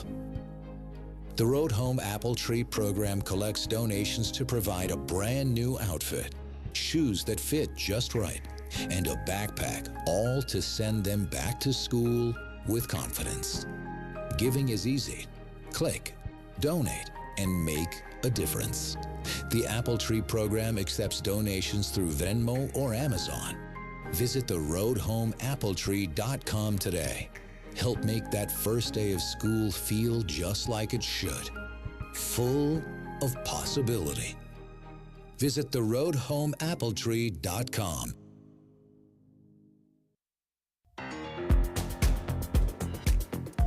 With the ever-growing amount of junk in space, scientists are looking at ways to track that junk as it comes crashing down. A new study shows that earthquake monitors can help because they can track the debris falling from space through sonic booms. Dr. Jeffrey Moore, professor of geology and geophysics at the University of Utah, joined me to explain how it works. Space junk re-entering the atmosphere creates sonic booms, much like aircraft or rockets can generate sonic booms. And these sonic booms are pressure waves that move through the atmosphere and strike the ground. And when they strike the ground, they cause a vibration, just like if they strike your house, they cause a vibration. So when they strike the ground, they cause a vibration, and this can be easily detected by earthquake monitors. Describe the importance of this when it comes to space junk. Why should we care? I think the study did a good job of setting up the need for this, which is a little bit beyond my sort of immediate expertise. But I mean, what I understand is that this sort of re-entering space junk is difficult to track once it hits the atmosphere. So having alternative methods or additional methods can be helpful. For example, radar is what we might think of would be normally used to track this debris, but radar sensors are sparse and can't see below the horizon, and so they have blind spots, and where seismic networks might be able to fill some of these blind spots. So I understand this is going to become increasingly important because we have a lot of space junk out there, and it's not going to get better. There is quite a lot of material now in space. Help me understand. So if you can't detect it with an earthquake monitor until it hits the ground because of the sonic boom. How will this help in early detection of these things that are falling to Earth? No, you can detect it before it hits the ground. So the sonic boom is created in the atmosphere by the object traveling at supersonic speeds. And the sonic boom then propagates at the speed of sound through the atmosphere, and that sonic boom strikes the ground, and then we can detect it instantly. So to my knowledge, the objects that they tracked here in the study, actually, none of them actually ever struck the ground. They burned up before hitting the ground. So they were tracked by the sonic boom moving across the ground. And again, it's very, very, very similar, same idea to a supersonic aircraft traveling over. If it was traveling over Salt Lake City, we might be able to, if we had all these records from people saying, it struck my house at this time, it hit my house at this time, it hit my house at this time, the sonic boom, that is, then we would be able to track, potentially the specific flight path of the aircraft. And this is using these earthquake monitors for that purpose. Mm-hmm. The seismic networks are really well advanced in some areas. The Wasatch Front has an amazing seismic network, dense array of sensors designed to detect and locate earthquakes. These all collect data automatically. They send data to central servers. That data is then available publicly online for anybody to access and analyze. So the seismic network and systems are really amazing and offer a lot of data for alternative uses such as this. So is the system also in place, though, if we needed an early warning system, is everything in place for that as well? I think we're a long way from an early warning system for this. I think, the study just demonstrates that some things are feasible here. We can identify these and we can track these sonic booms. There's been similar studies that have used seismic networks to identify and track aircraft of all types. There's one in Alaska recently that did this. They were able to identify all manner of different aircraft based on their seismic signature. Again, this is noise created in the atmosphere. When it hits the ground, it makes a very specific signature that relates to the kind of aircraft. So there's that. My own work, is we've gotten very good at identifying different kinds of helicopters. Very clear seismic signature of different helicopter types. But in terms of an early warning system, I think there's quite a long way to go. These are fast-moving objects. They would need to be identified, and a lot of calculations need to be in place to have kind of an early warning. But I think it's feasible. The practical application is a ways out. The study was published in the journal Science. It focuses on just one debris event, but the researchers have already used publicly available data from seismic networks to track a few dozen other re-entries, including debris from 3 failed SpaceX Starship test flights in Texas. The end is near. At least that's what the Doomsday Clock's newest time says. More on that after the break. But first, it's KSL Traffic. It's sponsored by UCCU. Transfer savings, earn more UCCU. Love where you bank. Michelle? Traffic starting to pick up on Mountain View Corridor and Bangerter Highway in the West Valley area, and then moving into Utah County, seeing increased volumes 2100 north in Lehigh, as well as Pioneer Crossing. Common Spirit hospitals, clinics, and caregivers all connected to advanced health care in Colorado, Kansas, and Utah. Healthcare with Human Kindness is here. Hello, Human Kindness. I'm Michelle Rowe in the KSL Traffic Center. At KSL News Radio, we have a 30-year legacy of honoring Utah teachers, but we can't do it without your help. Please tell us about an important teacher in your life on the KSL Teacher Tribute Wall, presented by Cypress Credit Union. Each month, one lucky teacher wins a $500 gift card from Cypress Credit Union, a $250 gift card to Harmon's, plus season tickets to Hale Center Theater. Say thanks to your teacher today at kslnewsradio.com/teacher from Cypress Credit Union and KSL News Radio. Join KSL News Radio and the Movie Show this Friday, 10 to 1 at the Layton NPS store at 1150 North Main Street in Layton, npsstore.com. I'm Ed Evans, CEO of Consumer Cellular. The big wireless companies say they have discounts for people over 55, but unless you're willing to sit on hold and ask, you're probably paying more than you should.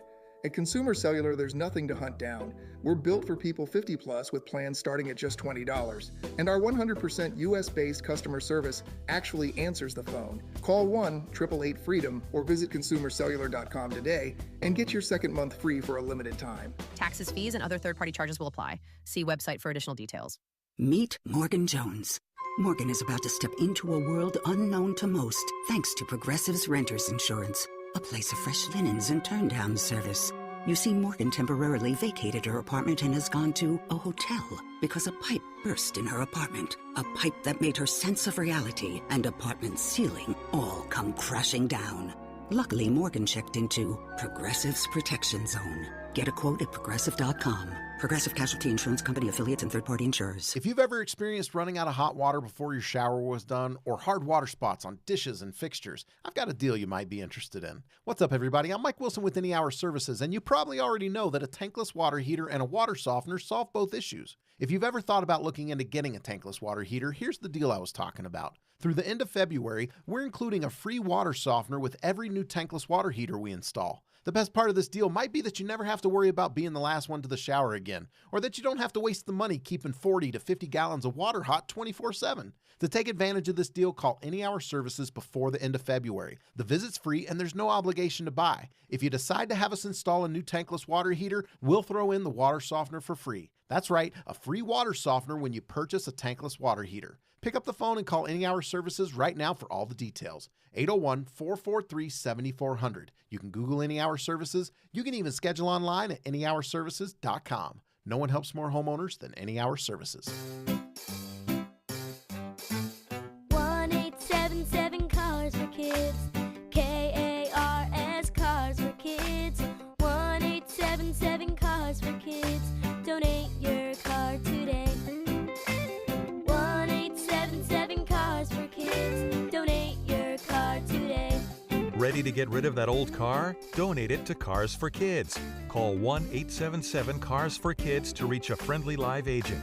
Donation's super easy, and your car can be picked up as soon as tomorrow. Call us now, 1-877-CARS-FOR-KIDS. That's Cars with a K to donate your car today. 1-877 Cars for Kids.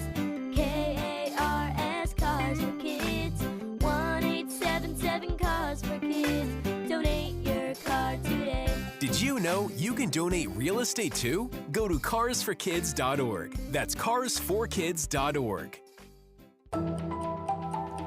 This is Midday. I'm Maria Shilaos. The world is getting closer and closer to the end. At least that's what the Doomsday Clock says.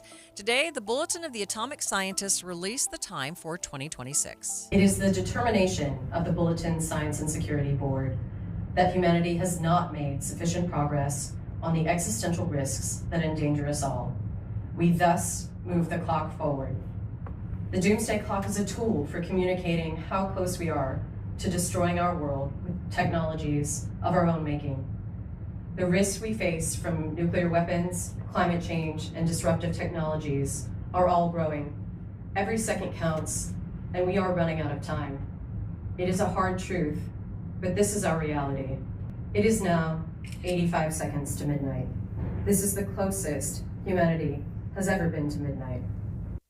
We asked you on Facebook to chime in with your thoughts. Do you buy the Doomsday Clock? One person said, honestly, we are one wrong move away from Doomsday.